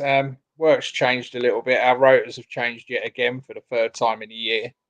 Yeah. But for the better. We got called in. About 4 weeks ago, we got called in saying there's a rotor change. We're all thinking, oh, God, great, this ain't going to be good. And they said, no, we're putting you back on 4 on 4 off. So they've actually given us 30 days back. So it's 30 days a year I ain't got to work. No pay cut. Just got a 3.5% rise on top of that. So, yeah. Oh, that's good. Well, I only have to work 140 days a year again. Wonderful. Oh, you lazy. No, it's good news. I get half my weekends off again, rather than just having 2 weekends off every 13 weeks. I get half of them off now. I get half of them off. I get long weekends as well. So you've just been to Rome this week, then, roaming around your back garden and that, Yeah. As they call it. Yeah. So other than that, I ain't done a lot. Just sorting some bits out. I'm getting some roots sorted, and we sorted the garden out, done a few bits out there. Quick one from IB Charles. He just said, I've had to replace my mirrors recently, so I've got ones with indicators built into the mirrors. My Lex Motor dealer mentioned wiring can invalidate the warranty. Now, what a load of bollocks. Did I just say a rude word? Absolute load of bollocks. How do I wire as to not invalidate? As long as it is wire, as long as you're not hotch-potching and it's literally twisting the wires together with a bit of tape, crimp connectors or soldered connectors with heat shrink over, you're doing the proper job. It's not going to make the slightest bit of difference to the warranty. I think also it's probably to do with the movement of the wires on the bars and everything. When you're moving the handlebars, making sure the wires don't get in the way of traps or anything like that. Yeah. Or anything. Just sort of see if you can run them up inside the handlebars or something like that, Yeah. Oh, he just said it'd be soldered and heat shrink. So not an issue at all, mate. That dealer is talking out of his arsehole. We had I'm going to go on the Lex Moto Cypher. Now, I did the first review of how to unrestrict the Cypher. I have done so many Cypher videos. It was me that actually pushed the first Cypher video out across the UK. And it took me 4 attempts to actually get that Lexmoto Cypher video properly. Because as soon as you accelerate, it's like, holy fuck, oh shit, I've swore. Right, here we are on the Lexmoto Cypher. Right, we're going to accelerate. Oh, fucking hell. Oh, and it was the 4th attempt. I think I said, holy moly, Jesus Christ, because that thing accelerates like a scolded cat for a 50cc, 0 to 30 in 4 seconds, compared to sort of the Lexmoto Echo that takes 15 seconds to get there. It was a great little electric bike. It's a Honda Grom with an electric battery in, basically, and a 1500 watt motor. And I am the senior admin on the Lexmoto Cypher owners page. So I do know a lot about the Cypher. I know the ins and outs of every single thing. We've had a Cypher in. First issue, it wasn't charging correctly. And I'm like, okay, new charger. Just get you a new charger. Next thing, the dash and the headlights kept cutting out. And I'm thinking, oh. Now, on the Lexmoto page, they send you a text sheet of what to drop test and how to do kilo ohms and how to do your drop voltages. So test the battery, test the major motor controller. Then you go up to the DC unit, which is under the seat, unplug it. And when I did my drop test on it, you should go, I think it's yellow wire to blue wire, should give you 3.2 ohms. And then yellow wire, a red and black wire should give you 5.6 ohms. The yellow one was going 70 ohms and climbing. The other one was 45 ohms and dropping. I'm thinking, shit almighty, this thing's open circuit. So done all my electrical testing, sent all my stuff into Lexmoto, and they went, oh, it 90% sounds like your DC unit is playing up. So basically, the battery goes to the controller, up to the DC unit, converts 80 volts, 60 amp, down to 12 volts to control the rest of the bike and run the motor. And it sends all this shit up to the dash. All right, you might need a new controller. Ride it for 5, do what we call a ride cycle. Ride it for 5 days, see what it's doing. She brought it back and said, every time I'm riding down the road, it hits a bump, the dash cuts out and all my lights go off. And I'm riding at night, it goes pitch black. And I'm like, this is fucking weird. So we had the headlight apart. We checked all the connectors. Everything was all good. This is weird. Messaged Lexmoto again. They came back to me and said 99.9% is going to be the DC controller. Can you do another drop test on the controller? So multimeter out, little probe pins in, probed it all today. Just about see it. There we go. Nice little 80 volt. 60 amp burn mark on the end of my finger. Ouch. doing me drop test, and it decided to fire back across my fingers, and I'm like, this ain't right. Off the DC control, the thing's gone short circuit. Right, you need a new DC controller. Got on the thing, ordered it all up. Right, your dash isn't working, your lights aren't on. Take it home. I can get the part for Tuesday, bring the bike back on Tuesday, or you can leave the bike with her. No, I'll ride it home. She got 20 yards out the garage and the bike stopped working. And I'm like, so she pushed it back on the yard. I'm thinking, what the fuck's going on here? All I've done is the DC unit. So Phil's come out, had a look under the seat. It's all plugged together.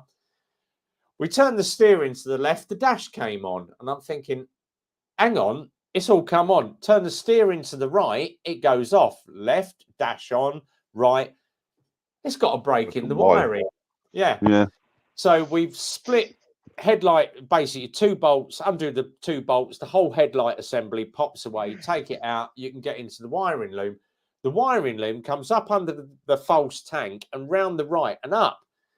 It is so tight that it had stretched the cables and broke 3 wires. So we've had to split the sheathing, peeled it all the way back, tank off, all the panels off, 3 breaks in the wires. So I've phoned it into Lexmoto and went, I've got an issue that I found on this bike. And he went, what's that? I went, when you turn it right, the wiring loom is so tight. When you turn the steering to the right, it doesn't, it's not overtly tight.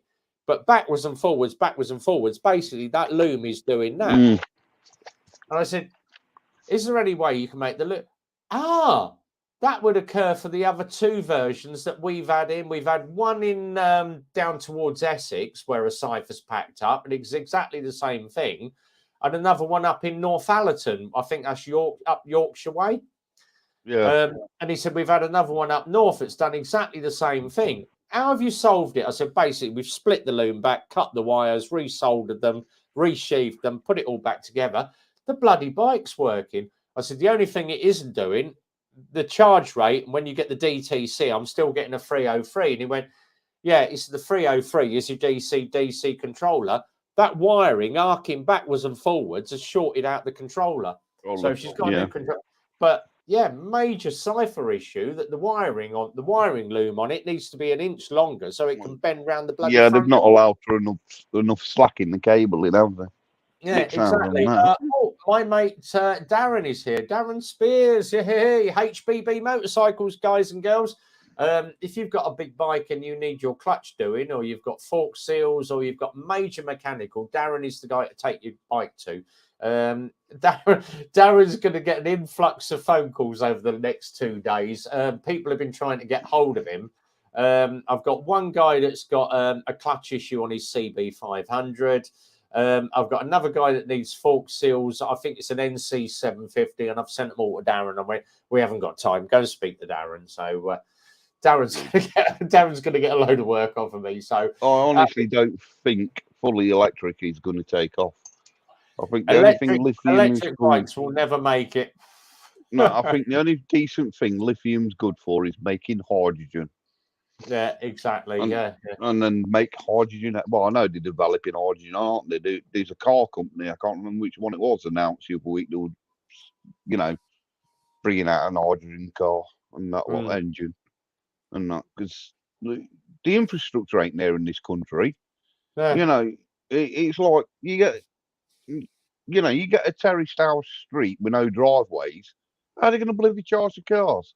Exactly. Yeah. You're going to have people tripping over mains leads every bloody morning when they're going to work. When they're coming over to work.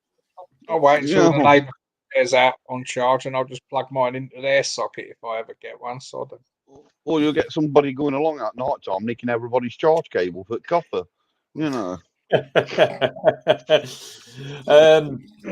won't tell you about copper cables, Matt, because it's probably going to make people in the room feel sick. You know what I mean? It's like, I just don't think they're going to take off. Electric's not going to work.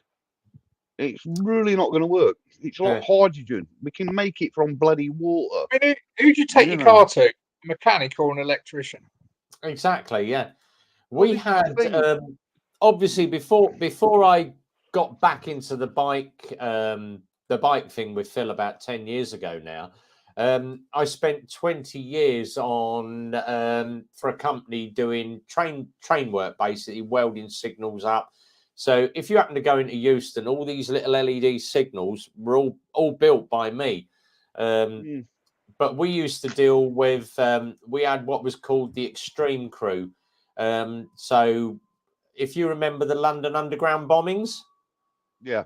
Yeah, we were on call. So anybody that used to jump in front of a train or grab hold of a mains cable or a bombing or anything, we used to be that was called the Extreme Crew. We got the phone call for London Underground when the London Underground got bombed, and we ended up sorting that one out. But we had a really funny one. Well, it weren't funny; it was nasty, but it was hilarious at the time. We got a phone call.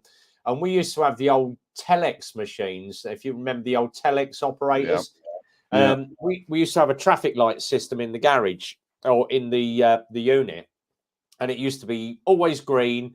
Amber was a derailment or a train had broke down. Someone had go into. Red was a major emergency, and we used to literally, when it hit red, the telex machine would go off. We'd jump in the lorries and just head for the M1 because we knew the M1 was the nearest motorway that we could get to operational on the road. And then we'd get a phone call. So telex machine's gone off, boom, big alarm's gone off, jump in the lorry, off we went. Where are we going to? And they'd phone in and go, right, you're off to Euston. Why? all the signals have gone down. There's 6 lines that go into Euston from Milton Keynes.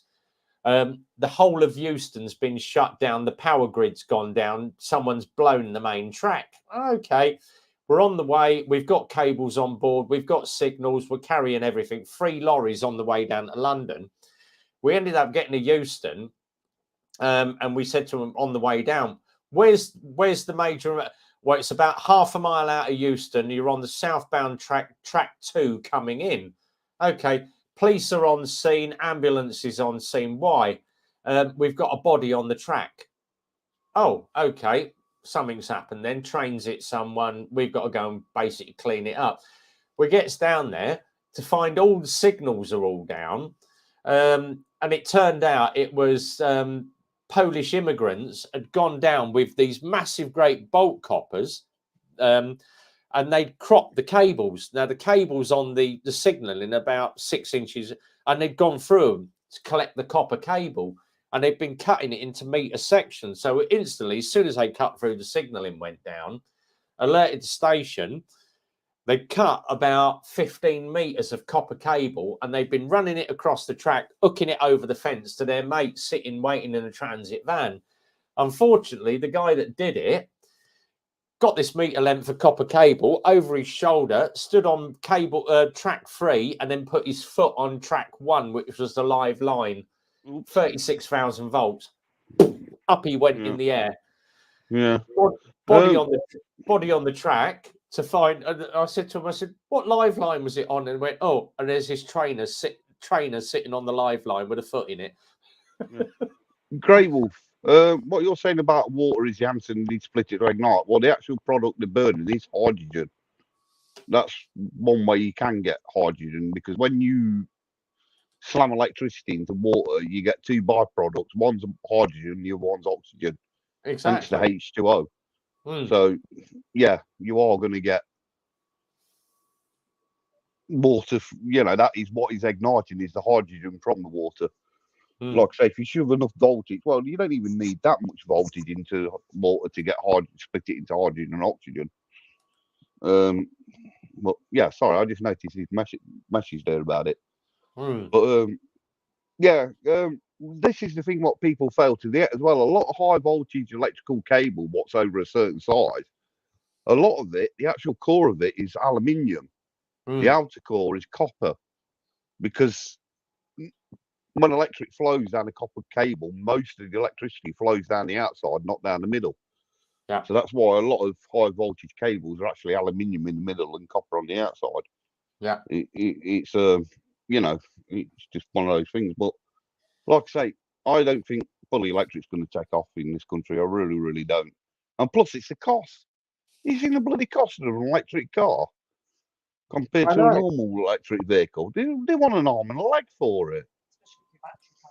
Yeah. And like I say, the battery lives have only got a certain life in that lot.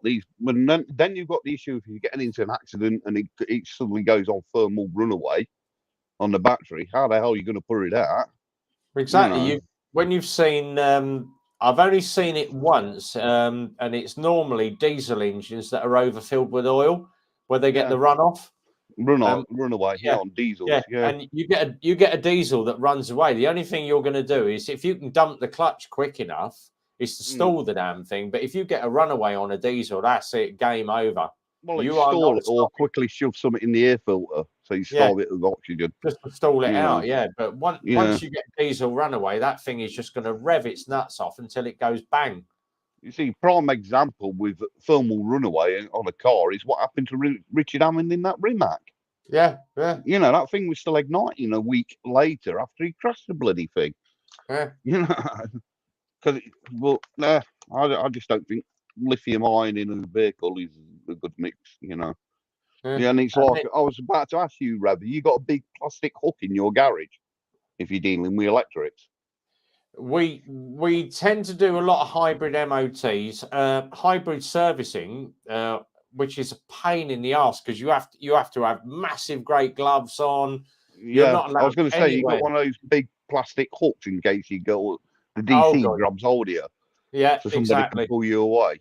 Yeah, the thing is, what people don't realise, if you go and stick your finger in a 240-volt socket, you're going to get a belt and it's going to throw you off.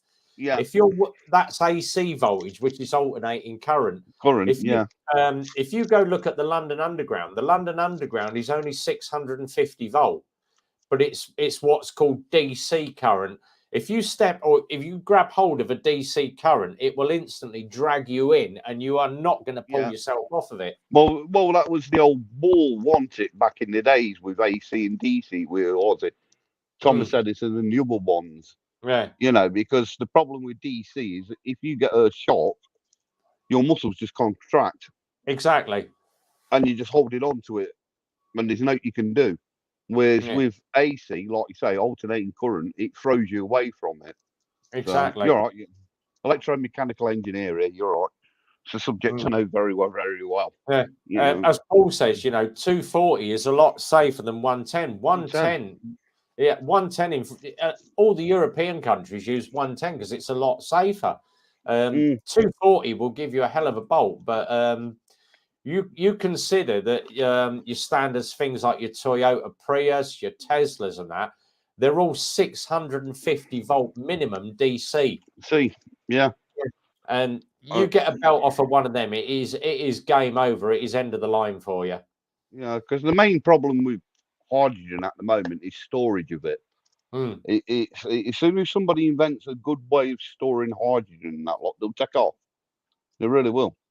Because that is quick the main one problem. From Gus. He's just said that I'm planning a father and son trip round Southern Ireland this summer. What places do you recommend for a visit? I've never been. I have Waterford. There's Bunratty Castle, Waterford, and visit Waterford Crystal. There's Bunratty Castle. There's Cahir Castle. If you look around the Mitchelstown area, where the three counties meet of Limerick and Cork and everything, it's Ireland's brilliant. I've got relatives who live over there, so I've been over there. But yeah, if you're into your Waterford Crystal, get here and be amazed at how to make it. Like I said, there's loads to do. Like I said, there's Cahir Castle, there's Bunratty Castle, lots of history in Southern Ireland. If you're going south anyway, Northern Ireland, don't ask me about Dublin and all that. Not Dublin. Yeah. Andy's just mentioned look up the West Coast 500 route. So there's one for you. Simon's just said, what do you think about driverless cars? That is scary. If you happen to live in Milton Keynes, Andy will know this. Milton Keynes city centre has 12 driverless cars where you can actually get in, and it will take you from one end of the city centre to the other in a driverless car, which is a taxi. So you punch in where you want to go, you sit in the back seat, and the car takes you driverless. It's quite scary. It's sounds like you can just have good piss up in one of those. Isn't there a place in England where they're trialling out driverless buses at the moment? I haven't seen that one, but the driverless cars are in Milton Keynes city centre. But they follow. They're programmed on sat nav, but the car's got 360-degree sensors. But I wouldn't want to be sitting in the back seat of a car with no driver, thinking, "Holy crap, where is this going?" When they get it absolutely spot on, then probably yes, but not for me. Quick one from Lee Pings in the room. Good evening, Lee. Good to see you on the stream, mate. Yeah.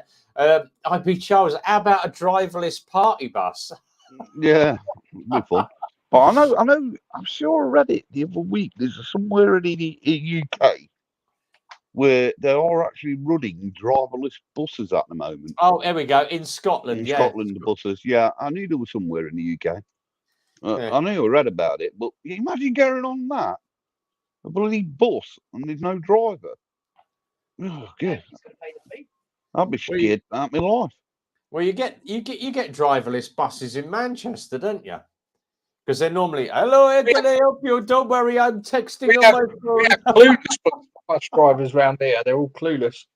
Yeah. A friend of mine's a bus driver. Once she gave up a seat once for an old lady, and she crashed the bus. Gus has just said, if you had a crash with a driverless car, who's guilty? Exactly. Well, that's happened with Tesla and that lot, innit? Because I watched a thing in America where a guy was trying that thing out in a car park with his Tesla, where the car comes to you because you can summon it, and he summoned the car, and it didn't stop properly at a stop sign.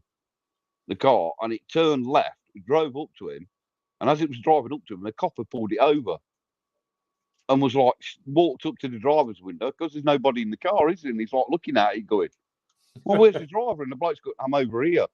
You know, it's my car. I'm over here. I'm just testing out the, summons mode on it. You know." And he went, "Well, it didn't stop on it." He's like, "Well, who gets the ticket?" Because there was nobody in the vehicle. German job is oh god, the GS, the riderless GS, that's got all the sensors on around the top. You can see that thing cornering like it's on bloody rails, knee down as well. Grey Wolf just said the SMP is a driverless motorhome. Have a dig at the Scots, why don't you? Well, that's all kicked off, isn't it? I still reckon she resigned because she knew her bloke was fiddling the books. Exactly. But, it's funny how she quits, and then so many months later he gets arrested. But that's a different subject. Yeah, Howie's just said thought they were only activated on motorways. How long is it going to be before you can just sit there like reading your ebook or texting on your phone, just sitting behind the wheel, and the car takes over? Well, you won't be sat in the front, will you? You'll be sat in the back. Exactly. There won't be any front seats in it. You'll be sat in the back. But the technology's not there. Even Tesla's admitted it's not fully there yet. The technology. Even he's admitted that, Elon Musk, with their bloody Teslas. Yeah, but it all makes you wonder, because obviously it's all happened in the last sort of 150 years. So you consider sort of in the 1920s, 1930s, when the petrol engine only just came around, to where we are now. Where did all this extra stuff come from? Someone brought it up on, I think it was Peaky Stream, like Area 5 and all this tech that they're getting. They reckon it's all from outer space and aliens. Oh, the Area 51 thing, yeah. Yeah. But there are some very, very clever people out there that are coming up with stuff. When you consider like Doctor Who, sort of, or even was it Star Trek? Yeah. When they had like the old communications device, blah, blah, blah. Yeah. And you look at the mobile phones now, where you can literally go blah blah blah blah boom. Well, there was a picture. There was a picture going around, weren't there, with like an old video camera, Sony Walkman, the radio, and all this lot. And it's like everything you see in this picture is now in that, your mobile phone. Yeah. And someone even said sort of 1990s Knight Rider, where he talks to his watch. You've got the Apple Watch. You've got the Apple Watches and that. Yeah, you've got all your smart watches now and that lot. Yeah. So where's it all come from? It's sort of Back to the Future. DeLorean were the big thing, back in sort of the 90s, DeLorean cars. Yeah. And you look where DeLorean are, DeLorean went out. DeLorean story. Well, they're on about really well. I think somebody making a new version of the DeLorean. Yeah, they've just pushed out. I was about to say, they've just started to push out the new DeLorean. Someone's got the rights to DeLorean. They're looking at redoing the car now as an electric, and I'm like, okay, fine. Well, do you actually know who the first driver of a vehicle car was? Go on. Well, it was Carl Benz who invented the car, wasn't it? The internal combustion engine thing. Do you know who actually drove it and promoted it? His wife. Bloody hell. She actually went around all the different villages and that lot, buying the whatever benzene or whatever it was that were using as fuel back then. And she was the actual first driver and promoted the car. It was Carl Benz, his missus. There was, you missed it this Sunday, Andy, because it was hilarious. I didn't get a photo of it, but a guy came in and he rode in on this really old bike and he parked it in the motovlogger section. I couldn't get in there, but I'm 2 rows up from the motovlogger section when we normally park in front of the garage. And he's rode in on this bike. And one of the blokes went, bloody hell, BMW. And he went, no, it's a Velocet. And he went, no, it's got the BMW flat engine. And he went, no, it's a Velocet. You sure? And he went, I know. He said, what year is it? He went, it's a 1941 Velocet flat twin. Mm. And he went, oh, he said, Velocet actually invented the flat twin engine. BMW nicked it and modified it to make the BMW GS. Mm. Like a box. German job is. It was Sorry. actually the invention of semiconductor, sorry, Yeah. what changed everything. Because I remember in the early days of when I started my career as a copier engineer, everything was you could go down to board level, you know, capacitors, Yeah. resistors, whatever. And then of course along came the, you know, chip, and everything got smaller and smaller. And now on a photocopy, you get one circuit board doing the job of what used to be done by about 5 different circuit boards. Yeah. But yeah, it was a chip. It was the microchip. I actually had a friend who used to design them for a living, microchips, and you wouldn't believe it because he used to be designed on big A0 paper, you know, the old draftsman's paper. Yeah. And they were designed on that. And then when the chip was made, it'd come out and it'd be like as big as a pinhead, you know. Exactly. It's amazing what they can do, semiconductors, because they're actually, what was it? There was the evolution with the layers, wasn't it? Because it's every so many years, it progresses, the technology does, with microchips and everything. It's a very interesting subject. Well, I think it is anyway, but that's just me. Yeah. Well, that's me being an But electromechanical engineering. You know, but when you look back at it, you're thinking, all right, you know, where does all this technology come from? Is someone leaking it out somewhere from something they found back in Area 51 in the 1950s? Yeah, yeah. Well, Roswell, yeah, and things like that. Alien Gus, technology. it's just about head off. I'll see you up on the Super Sausage, Gus, on Sunday. Don't look for the GTR. Look for the big black Harley with the loud pipes, mate. That is me. I'm up on the Harley on Sunday. You'll hear Rob Don coming from about 3 miles away. Yeah. Oh, you'll believe me. It's I tested it on the MOT beta day, and it's 132 decibels at 3,000 RPM. So you're going to hear me coming. I love McCain's microchips. Yeah, love that one. Good night, Gus, says Darren. There's a Dutch company that makes the lithograph machines that makes chips. They rely on quantum science. Yeah.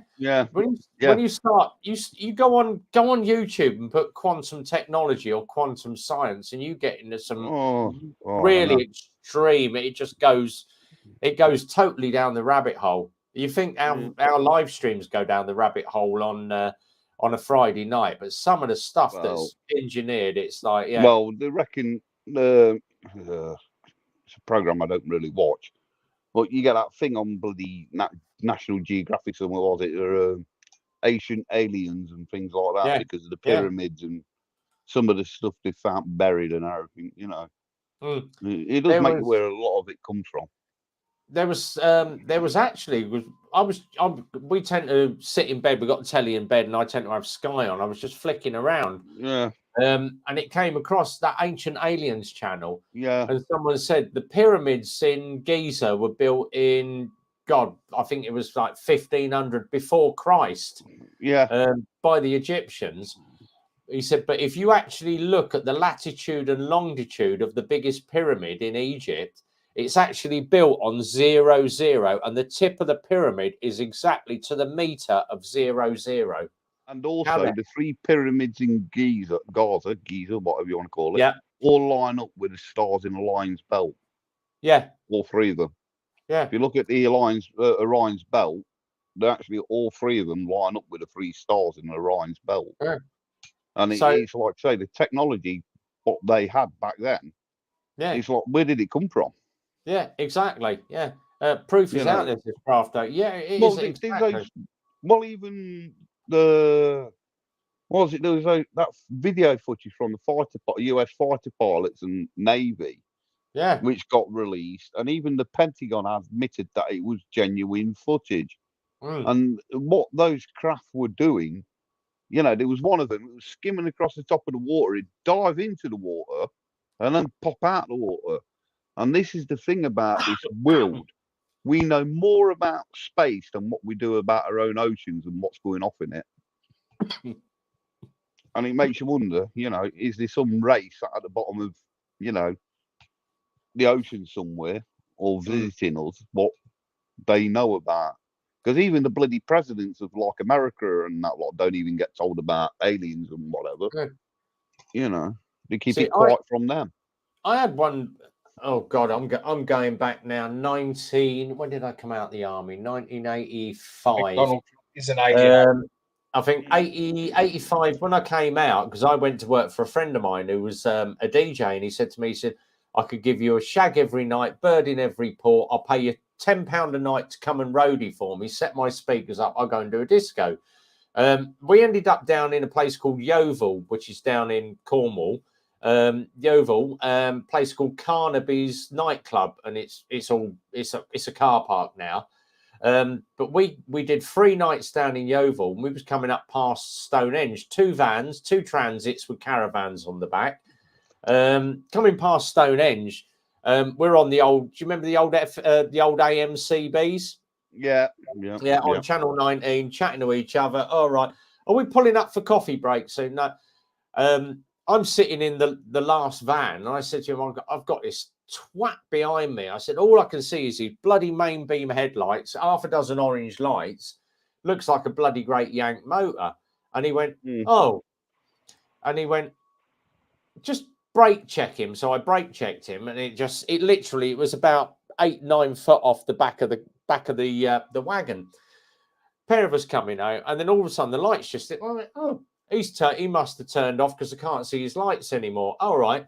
Next thing, 6 police cars have come flying past us, off into the distance, and we've got up to the end just before Stonehenge, and there's all the police cars across the road. So we pulled up, and the cop was, you haven't seen anything suspicious, have you? And I went, no lights or anything. I said, the only idiot that I had was this stupid bloke, looked like a bloody Yank car with a row of orange lights at the bottom. 2 big white headlights and a row of orange ones. Looked like a Yank car or something. I said, but he was tailgating me for about 4 miles. And he went, oh. And we're out just chatting with these coppers. The whole dual carriageway is shut down, cars piling up. And I said to the cop, I went, oh, look, there he is. And you could see him going across the little dirt back road at the back of Stonehenge. And all of a sudden, this thing just went straight up. And I looked at the cop and I went, is that what I think it is? And he went, oh, do you want to put a report in? I went, no, I'm not a fucking lunatic, mate. I said, no, forget it. I'll just get him. And I said to me, mate, I went, is that what I think? And he went, well, what would go? Literally. And it literally just stopped. I went straight up. Yeah. Normal car would just, you'd have the curve of the thing, and it literally stopped dead, bang, straight up. And I'm like, I ain't reporting that, mate. Because the other big question as well is, like I say, with stealth technology, when the aircraft and Yeovil, Somerset. Thanks, Howard. Yeah, I knew Carnaby's was down there somewhere. Yeah. Well, bloody hell, you're talking about CBE days. Oh, the biggest mistake they made was putting it on 27 megahertz in 1981. The thing is, I had the old. Do you remember the old Cobra rigs? So you had AM, FM. And then you had single sideband and upper and lower sideband. Yeah, the Cobra 831, something like that. The Q's, the X. I was into radio amateur, and I did my radio amateur license when I was 13. So I was into that kind of thing. And my dad was a radio amateur. I was chatting on Channel 19. We always used to sit on Channel 19. Well, it used to be back in the early days, didn't it? Channel 14 was for the home-based people, and Channel 19 was for the mobile people. That's the calling channel. Yeah, back then. 934 megahertz. Yeah, it was crap, Howard. You're right. But like I said, I'd back in the 80s, we got into well, we was on AM like yourself. Then we went over to FM, and we've got a friend who's a G4 radio am, and we got into radio amateur, and we used to go to the radio amateur rallies and everything all over the bloody UK, and that. And then nowadays, of course, the computers killed that. Because you used to have packet radio, RTTY, radio teletype Yeah. Do you RTTY. remember like you used to sit in your bedroom on the CB just chatting and trying to find a female that was on CB? Do you know, we used to park up at the highest point in Nottingham. We'd strap a scaffold pole to one of the fence posts, and it had, Thunderbolt Mark II aerial on it. I was running, this is before it became a radio amp, which was illegal back then, 500 watts linear amplifier at the car, and we also had a directional aerial as well, trying to bounce stuff off the ionosphere so we could talk to somebody in America or something like that. Yeah. Oh God. Do you remember like when you used to have like you had the old CB, you had your 4-watt CB, and you had the 40-watt burner underneath, and you had the fire. Yeah, that's what I'm saying. Yeah, that's what I'm saying. I used to have a 500-watt linear amplifier burner under my car seat. And it was pushing out 500 watts at the top of my aerial. Because it used to be, we used to laugh because you used to be able to get those things where you'd stick them on top of the aerial, and they'd light up off the RF. Purely off the RF coming off the thingy. You used to put your SWR radio, signal wave ratio up when you key up to talk, Cheers, Mercy. Good to see you, buddy. Hi, Caso. Good to see you on the street. Yeah. The old. Do you remember oh God, it used to be called a fire stick. It was like a carbon pole with all the bloody things they were. I've still got all my CB gear here. I've got a multi-mode 2. Which is AM/FM single sideband, upper and lower sideband, which is all frequencies. Had a President Lincoln, which was a great thing. That sort of go from I think it was something to 30 megahertz. Things like that. But and then you got your 11 meters and your 2 meters with a radio on the side of it. Yeah, I've still got my Cobra sitting in the loft somewhere. I've still got my Wilson 1000 aerial what I had on the car. I've got everything still in the cupboard. I've got my little 12-volt power supply and that. Because we were digging around a couple of months ago. Well, what's that? I went, oh, bloody hell. It's the old Do you remember the old KC40s? Oh, yeah, the KC40. I've got one of them. I've got one of them in the cupboard, a KC40 with the old magnet on it, so you could just stick it on the roof. And on top, But I've got all of that because I've still got a disc cone in the loft here. Because I used to have a receiver, and I used to listen to the police before they went digital and encrypted, and that lot. And I've still got all that gear. That's what I was saying. You had the old CBs. I said, but when we were in the army, you had the old big. Do you remember the big old Klansman radios that you used to have on your backpack? And you're out in Northern Ireland. You used to pick up the local taxi company. I didn't realise how it was a radio amp. Bloody hell. How he likes his old, IB Charles is off. IB Charles, thanks for coming in, mate. Good to see you. Thanks for coming in, much appreciated. Dirty Secret. I tuned to Airport Approach Rate. Pilots and Towers. I tell you what, this APC, ATC, air traffic control, and that. Yeah, there's a great channel on YouTube. I tend to click on it occasionally. It's at the old Pilots Speak, and it's one of the India planes coming in. And he's coming in. I think he's coming into America or something. It's not Kennedy Steve, is it? Oh, I don't know. He's coming in. He's saying, we've got an engine out here. Do you want to declare an emergency?" He said, "No, we've just got an engine out. We just need a runway ASAP." "Well, do you want to declare an emergency because you've got an engine out? We'll start rolling fire trucks." And he went, "No, I just want a runway to land. I've got one engine left." Yeah. Well, there was quite a famous air traffic control guy because of that YouTube channel, and he earned the name. He must work at sort of Kennedy Airport or something, and he earned the name of Kennedy Steve. And he's hilarious. He is if you listen to him talking to some of the pilots and that lot.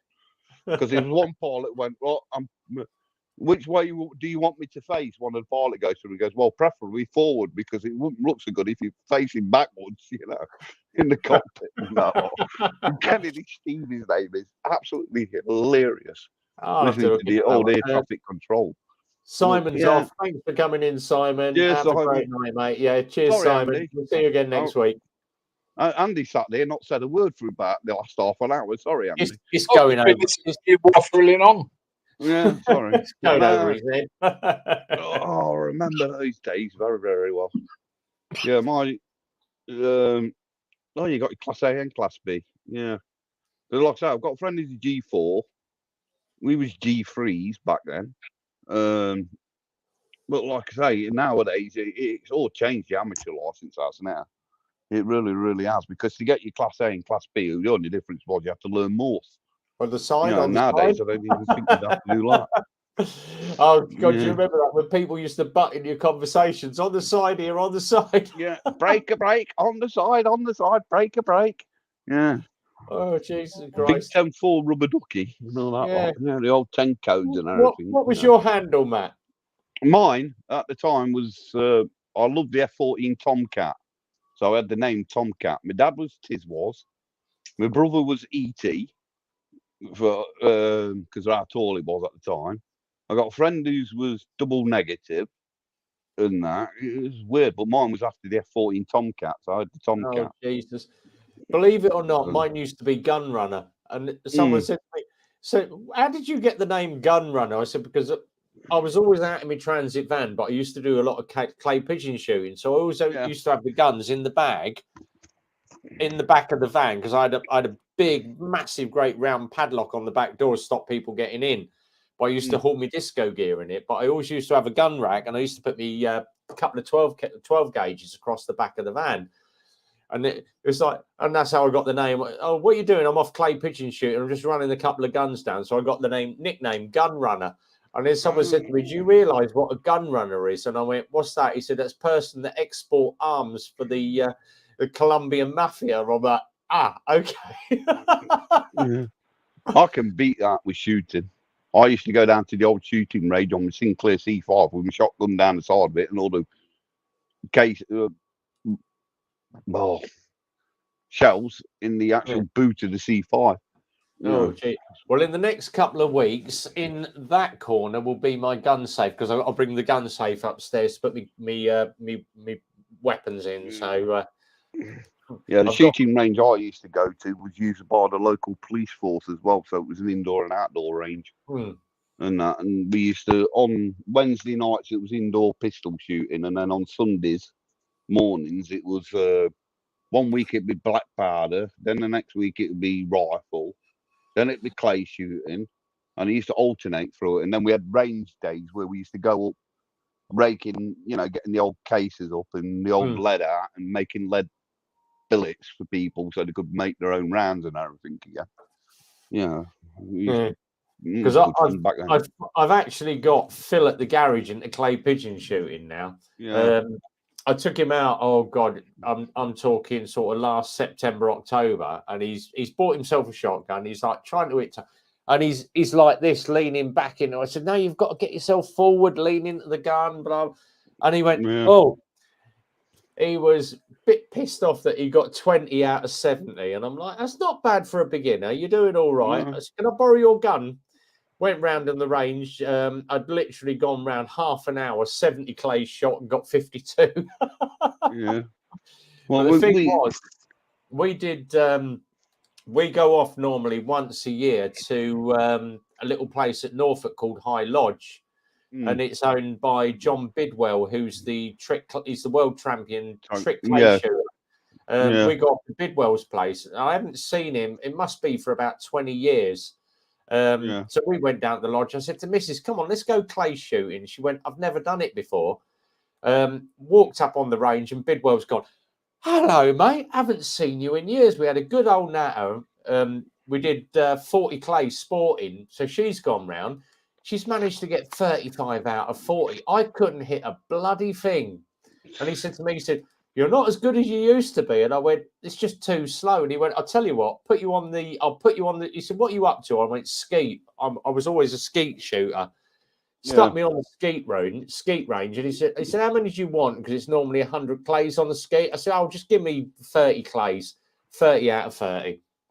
And he went, "Oh," he said, "I'll show you how to shoot properly." And I went, "All right." He's literally put 2 cartridges in off the hip, and he's gone pull, boom, boom, and he didn't even look and potted them straight out the sky. And I'm like, "How the hell did you do that?" And he went, "If you could hit anything with a shotgun, you've just got to know where to put the barrels at the right time." Yeah, because what a couple of the guys at the place where I used to go shooting, one of them was got his own shop and he fetched the Luger in with all matching numbers, complete with a holster. And that was good fun shooting, apart from the fact that he ejected the cartridges vertically. Oh And yeah. one of the guys forgot to put his hat on.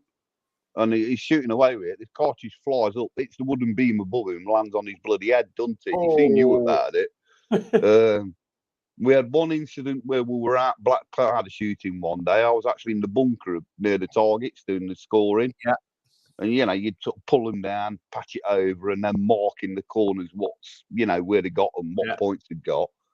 And I'm on the range phone, and I heard this black part, the old muzzle loader go off. And I went, that didn't sound good. I says, that sounded a bit like a misfire. And the bloke on the other went, yeah, it did, didn't it? And you could hear it coming up the range, whistling up the range. It hit the target frame, bounced off that, and hit one of the bloody blokes on the back of the head. And it was a good job it was going slow. And it landed on the floor next to him, the bloody rounded. It was like filthy now. But they were all good fun, the old muzzle loaders. Oh, God, they were really, really good fun. There was... there's a good range up in, was it Northampton, just up from where me and Andy are, Northamptonshire, a place called Sywell. They had a massive gun range up there, and that actually got shut down because of safety issues. They had we were up there one weekend doing a skeet shoot for it was Bedfordshire County Clay Club, BCCC. So we're up there. German Jobbies is off. Cheers for coming in, Jobbies. Yeah. So we're up at Sywell, and this guy's up early. So. Sorry, Andy, I've been waffling for the last god knows how. No worries. I'll catch you all soon. Rev, I'll see you Sunday. All right. Cheers, Andy. See you Sunday. Anyway, nice seeing you again. Right, we'll wind up in about 10 minutes. Sorry, Rev, I've just realised what time it is. Anyway, we're up at Sywell. This guy's brand new shooter, and this guy's got the latest Beretta 696. So he's showing his mate how to use it. He went, right, put 2 shells in, cock your gun, barrels down, put it up to your shoulder. Cool, Paul. Yeah, Paul, click, click. I'm thinking, oh, all right, we're all stood. There's about 8 guns stood behind him. And he went, right, he said, what you got to do is shout misfire, uncock the gun, throw your cartridges out onto the range. He said, misfire, through his cartridge. He's using the old paper. Do you remember the old paper cartridges? Paper cartridges, yeah. So he's obviously got wet. Put another 2 in. He went, right. Damp. He said, call the birds again. Click, click. Pull, click, click. All right. Throw him down the range. And the bloke said to me, he said, I'll give you one last chance on the final 2 birds as it's basically loss. All right. I think he was shooting Ely Games or whatever. Put another couple of cartridges in. Cracked it up. Pull, click, click. Turns around. He went, what do I do now with the gun? The instructor walked up, broke the gun into 3 pieces, said to the guy, he went, there's your gun. Have you got your membership certificate? And it used to be the old paper certificate. Yeah. Give us your membership card. And he went, you are off the fucking range. You're barred. Yeah. Well, I used to love it. I used to go there, like I say, quite regular, shooting every week. But I used to enjoy the old muzzle loaders. Oh, God. There we go. Crafty. CPSA instructors. So he's a CPSA. So he will know what I'm on about, bringing an unsafe gun onto a range. Yeah. Well, the old muzzle load, I used to really enjoy them. But like I say, you used to be there, the old 2 fingers, one finger and thumb, doing that with the old ramrod, and then you get down, half cock it, put the percussion cap on it, fully cock it, and then let go, let the thing rip. Yeah. I used to love them, smell of it as well, and called out. But that used to be good fun. See, I tend to shoot. A lot of people shoot off. Was it 28 gram and 6-shot? I tend to shoot off 32. I shoot off a 32-inch a 32 load Magnum. Yeah, because people go, don't they kick? No, but a 32, you're going to get more velocity down the barrels. You can get closer onto the clay. But I tend to shoot off 3 or 4 shot, heavier spread. Yeah, but like I say, I used to enjoy it. Like I say, spent many hours, got me firearms and shotgun certificate. Yeah. Gave it all up because I was having kids. You Bike know, I channel. didn't want them in the house. Channel. We're talking shooting. Shooting, yeah, no. We've It gone tends to from go off. bikes. It goes off on a tangent. Our Yeah, live we've stream. gone from bikes to aliens to technology to now shooting, CB radio. Yeah, Yeah. good subject. Yeah, But it's all stuff I like. it goes all over the board. That's what I Like- love about the Friday night. It's just guys getting together and talking about their Oh, hobbies yeah. and what they do. Yeah. Yeah, but like I say, my thing at the minute is, like I say, is radio controlled vehicles. Oh and, because mainly because of the kids. Like I say, I've been playing World of Tanks a lot this week on the Xbox. I love that you as game. well. I've been having a crack at that.